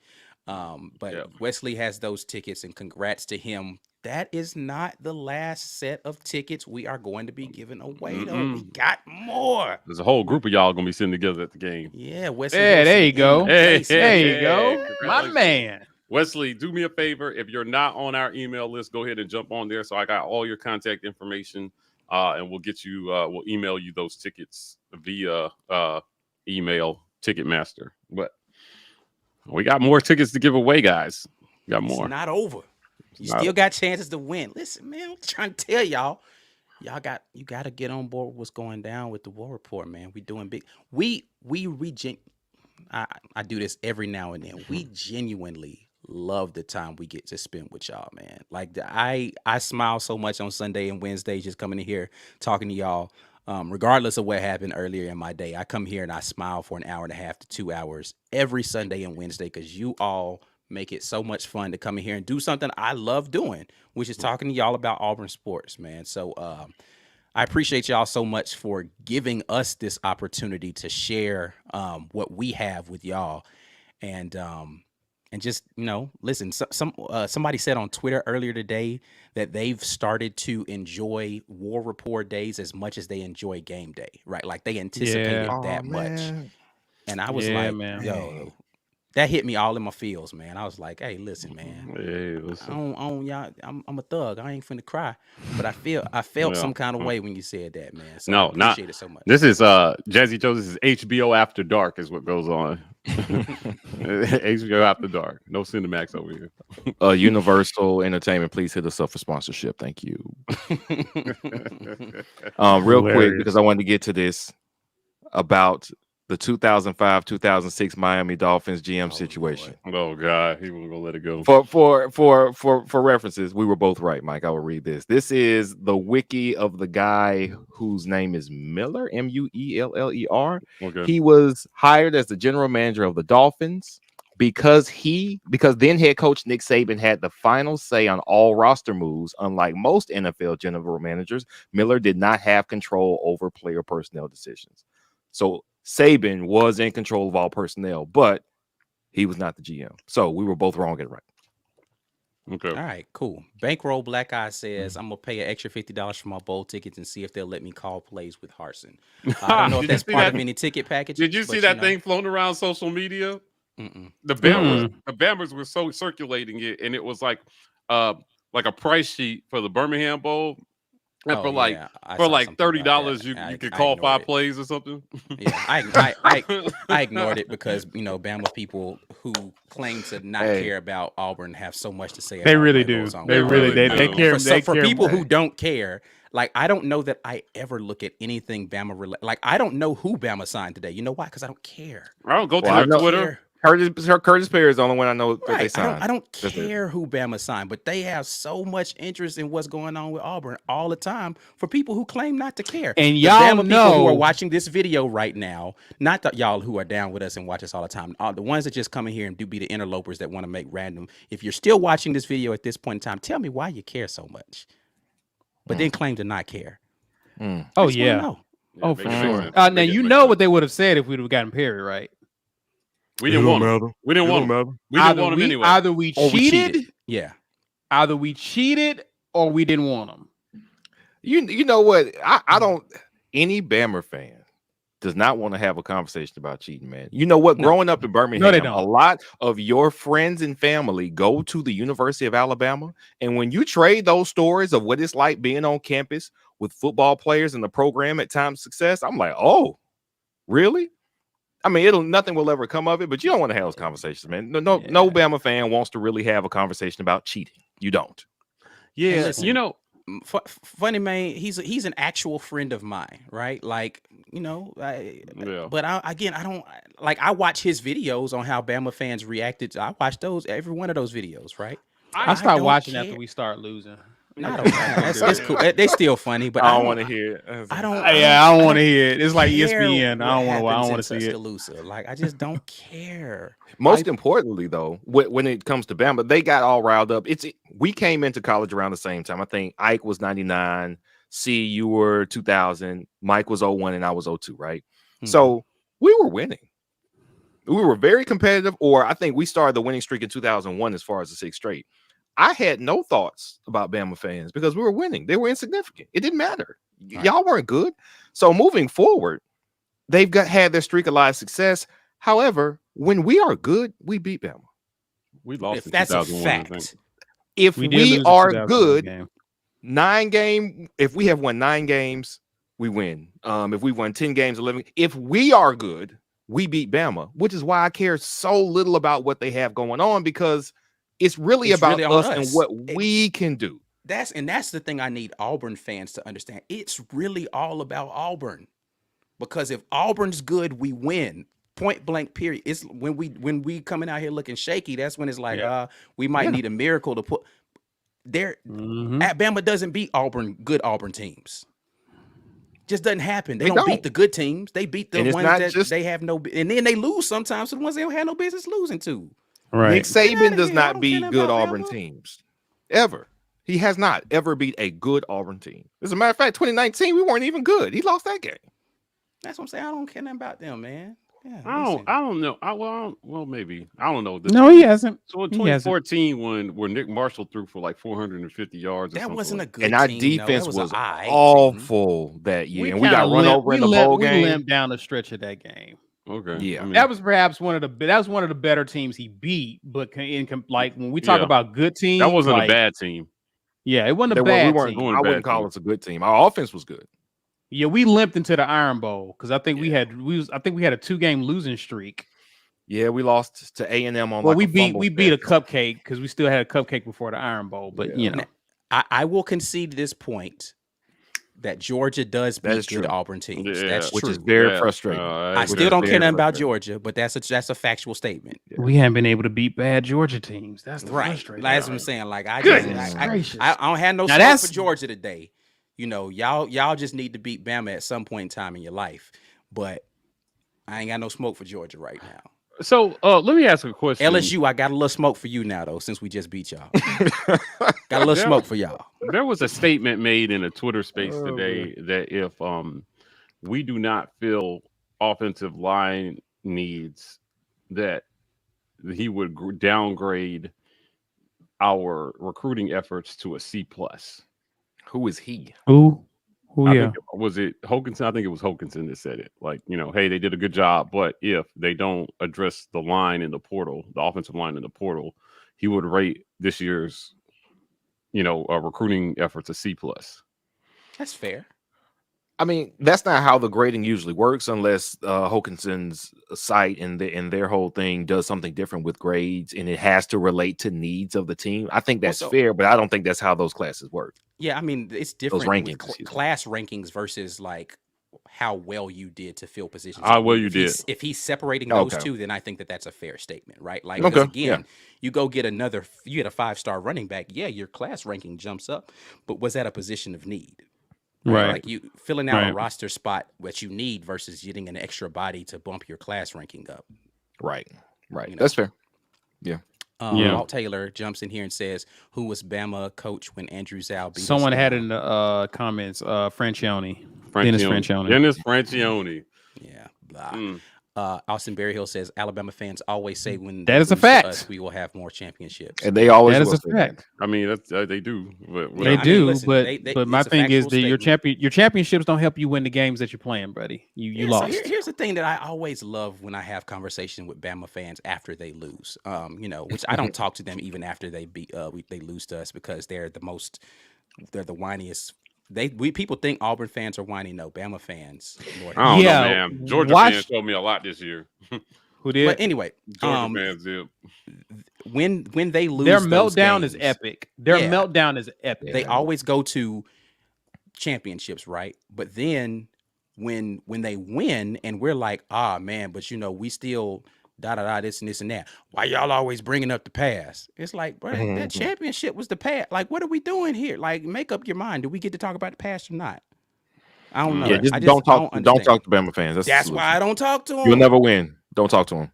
Yeah, We don't even have to have a one came to my conversation. Twitter when we signed the 3-star D lineman Iniche Iniche. Sledge. Sledge. Yeah. And I wasn't, like boasting about it. I was just posting on Twitter, like, hey guys, we signed 3-star lineman Iniche Sledge. Mhm.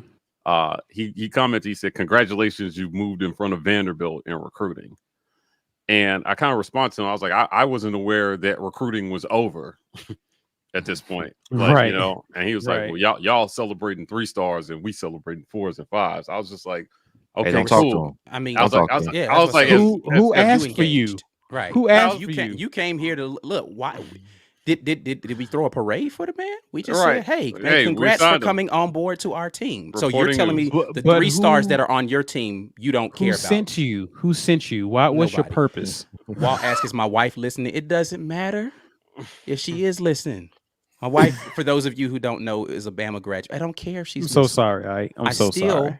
mean what I said what I said, Mm. and I meant what I said when I said it. See, me and B don't have these type of problems, man. We just don't have these type of. I just my wife is like, I know, dear, I know it's okay. You know, I don't get those curse words thrown back at me. So I pray for you, Ike. I really do. Yeah, Man. she only does it when she wants to mess with me on the show. Otherwise, she doesn't say it. Like it's not. But then again, I don't. So we made it. It's kind of different because she gives you some money too when she mess with you. That's so why it's that's kind the of only like reason it's allowed. But like we made a deal when we had our son that we would not put our allegiances on him, and we would just let him make up his own mind what direction he wanted to go. So like I forbid any of her family members from buying him and some people tried me, like they bought him Bama stuff and like clothes and stuff like that, and I threw it away or I gave it away. Like I was being dead serious. I was like, it's not happening in my house, period. Right. So we make this a neutral space except on game day because I'm watching the game. And she's not really like a game watcher like that. So that's the only time that there's any active cheering for one team or the other. And then on Iron Bowl days, I just try to watch the game somewhere else. So anyway, Jazzy Joe, how about Bama basketball losing to Memphis? oh right. You know, yeah, that Here's was what it is. interesting. You know, Yeah, they were trying to crown Nate Oates like he was it was satisfying. Yeah. It was very satisfying. While we were blowing out North Alabama, watching them go down was actually pretty satisfying.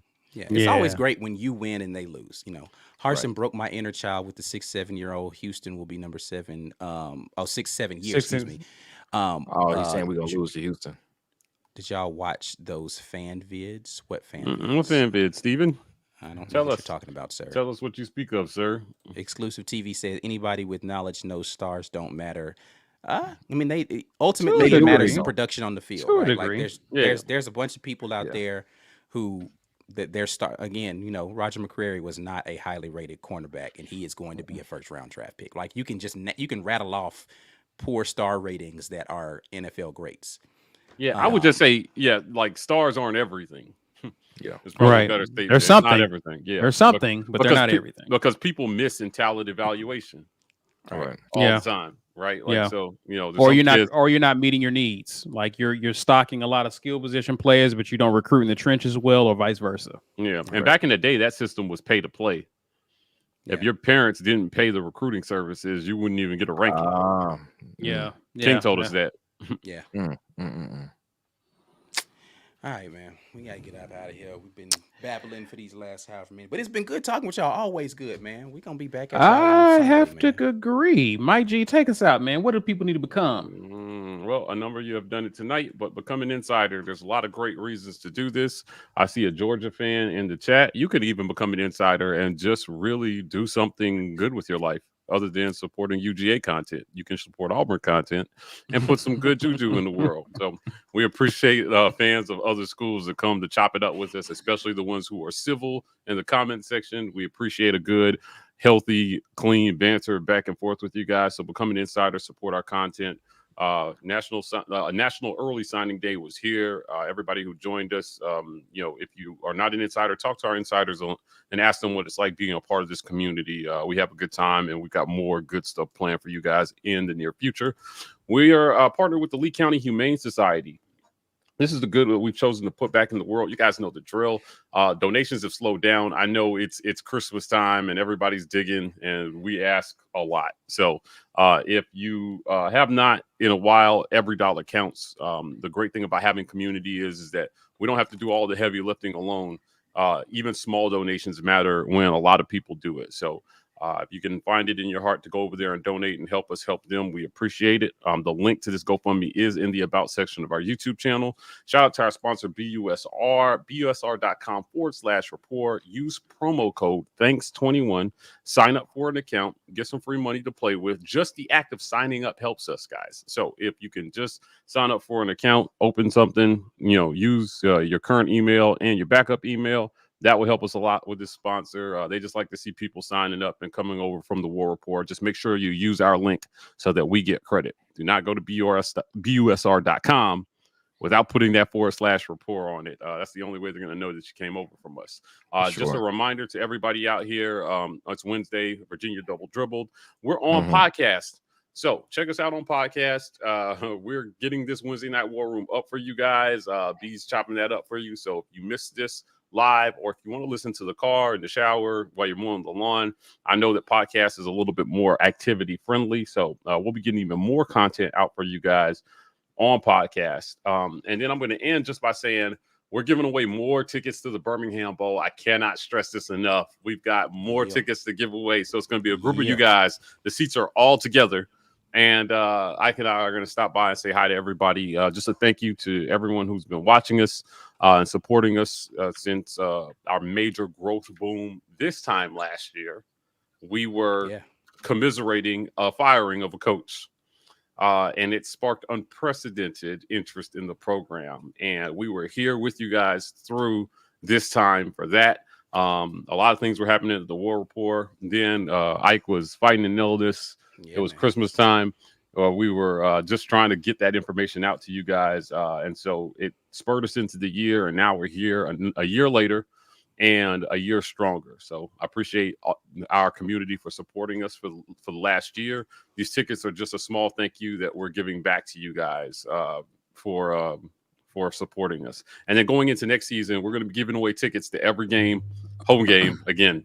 So if you missed it this year, you got a chance to win tickets next year and maybe even more next year. So may try to do some basketball. So, Speaking of wives, Brian's wife jumps in here, says War Eagle and very That's proud of right. you guys. Thanks, Pretty lady in Danielle. the chat. Thank you. P.S. B Will is petty. And B Will is petty, but I think B Will may be the third or fourth pettiest person of our group. I might be. Let's just say this. I don't hold on to petty as long.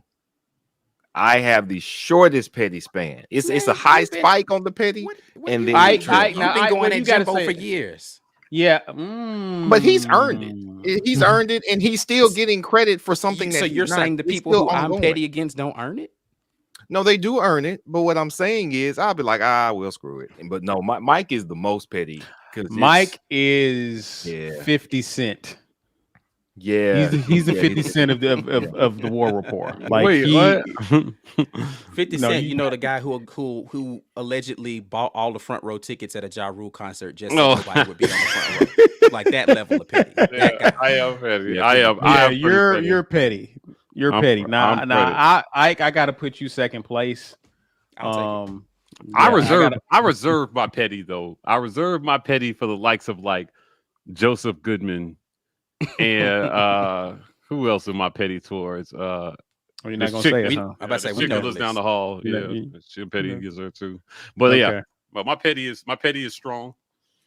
It's strong. I just take random petty shots at people, but again, they earn it. So we got Alex Wilson here. Don't like the fact that the media addresses Coach Harsin as Bryan. 6-6 is mad, but promising. 6-6 Coach Gus would have lost 42-20 against Bama. Yeah, you know what? Can I address this for a second? So this, I didn't realize this is a thing with our listeners and with the writers, right? And I heard the writer perspective about why they say Bryan. And I personally just would not. I mean, to me, it just feels more natural to call him Coach, right? Because I don't know him personally, but I understand their reasoning for why they call him Bryan, right? So it's to each their own. But this comes up in our comment section every time that we post a presser video, every single time, right? And we choose to, but I don't personally, after hearing the other side of it, look down on anybody for what they choose to. And I'll tell you this before we close, when I was trying to figure out what the etiquette was for this, so I went to a Saban presser, and his reporters, their press, they don't even address him by name. They just go straight into their question, right? But then this was a national issue, and a reporter asked Saban about being called Nick. And he looked straight into the camera. He says, I got better things to think about. So, Nick, call me Santa Claus. It just doesn't matter. What's your question? Right? So, I know we care as fans, but it seems like, to the actual coaches, it's a non-issue for them at all. Right? So, it really is just what your personal conviction is about it.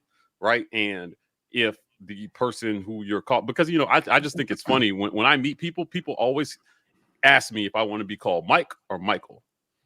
The truth is, I don't give a damn. It doesn't matter. Both are my name. And I think it's important to mention too that we're fans of Auburn. Right. Like we actually care about Auburn. These guys work a job where they cover a team. So they play by a different set of rules that we would play by. Correct. And I think that's also important to note there as well. Right. So he's going to be our coach because that's our team. He's our coach right. because Yeah. exactly. He You know actually, what I mean? he actually is our coach. He's not their coach most of the time. Right. He's a Right. guy that works Right. a job, right? So it is different. I need y'all to stop listing all the times that you feel like I've been petty in the comments. though. I don't appreciate this petty roll call that's happening in the Yeah, comments that's right right. now. That's Hilarious. right. All right. It's hilarious. Petty roll call. Good Hold on, wait. Lord. Jazzy Joe says $100 if Auburn scores over 95 points, y'all. Let's go. Did you get a raise or something at your job? Right, Like, Jazzy Joe's like, going yeah. straight. Jazzy Like, listen, is- man, they go to Jazzy he's drives our- trucks, man. They he's can pay basically right our now. Jazzy is our unofficial sponsor. yeah, he's at the this sponsor of point. the War Yeah. Report. Yeah. Yeah. Yes, petty. Petty to Joseph Goodman. Hey, Yeah. so wait, okay. I know we over 2 hours here, but he came to my Twitter, Joseph, if you're listening, if you should so happen to listen to this, and he thought he was going to throw shade at me over the picture that I took with Harsin after the Iron Bowl. I was wearing an Auburn beanie, and I talked to coach. You guys know I talked to coach for about 10 minutes, and then we took a picture, and that was it. So he retweeted my picture and said, "Nice hat." And this is apparently a reference to Hatgate when Harsin was tossing out hats to people, right? And I kind of responded to him. I was like, "Hey, FYI, like I'm a fan channel, so a simple Google search would have produced that information, that which makes this shade that you're throwing kind of stupid because I'm not media, right?" And then he went on some weird rant about recruiting rankings. Like it was very strange, and I was like, "Man, trying like, to save face. It's over, man. yeah, it You was didn't like do it's your over, homework. man. You missed it. Shut up. You didn't do your homework, dude. This was a really, really stupid shot you took at me because And those then, rules like don't a- apply to me." And then like a punk. And then he blocked me after he came unarmed to a battle. That's of like wit. waving the white flag on social media that you lost. Yeah, Like he was like, "Well, it's a joke, Mike." And I was like, "Well, jokes are usually funny and have context. You have neither here." So this is just kind of stupid. So after Auburn, it's like whenever he tweets anything at an Auburn person, other Auburn people can just smell blood in the water and they all come running to defend that person. Like others started to jump on him, and then he blocked me, and then B started being petty from the War Report account. He blocked the War Report Absolutely. account, and I was just like, I didn't even think that was block worthy. I mean, it was going to be over, but you retweeted my picture, bro. So I just wanted to set the record straight for anybody who saw that tweet that, hey, just FYI, I'm not press. I'm actually a fan channel, so there's no issue with me wearing an Auburn hat talking to coach. so it. so the moral of the story is if B or Mike has anything petty to say to Joseph, Ike and I aren't blocked, so we can send it to him. So Yeah. You True know. story. Yeah. I tweeted gonna at him coordinate. today. He couldn't see it, but I asked everybody. I said, "Did somebody check on Joseph Goodman and just let me know if he's doing okay? Because if Harsin pulls off a top 10 recruiting class, like I'm worried about his well-being." He seemed really concerned about our recruiting rankings, and he just didn't. needed something to try to jab at, and it's like, well, I just, your shoes untied. Like, motherfucker, all right, Like, thank okay, you, bro. sir. Alex Wilson, they double dribbled for sure. Jazzy explains the influx of money here. He's giving us half of his girl's money because she doesn't deserve it for her allegiances being in the wrong place. I appreciate you, sir. That's right. Okay. All right, I feel that. Thank you, Jazzy's girl. Keep it coming. and Jazzy for being petty yourself. Yeah. Guys, go ahead and be sure to share this video, guys. Use hashtag Get Your Weight Up on social media, Facebook or Twitter.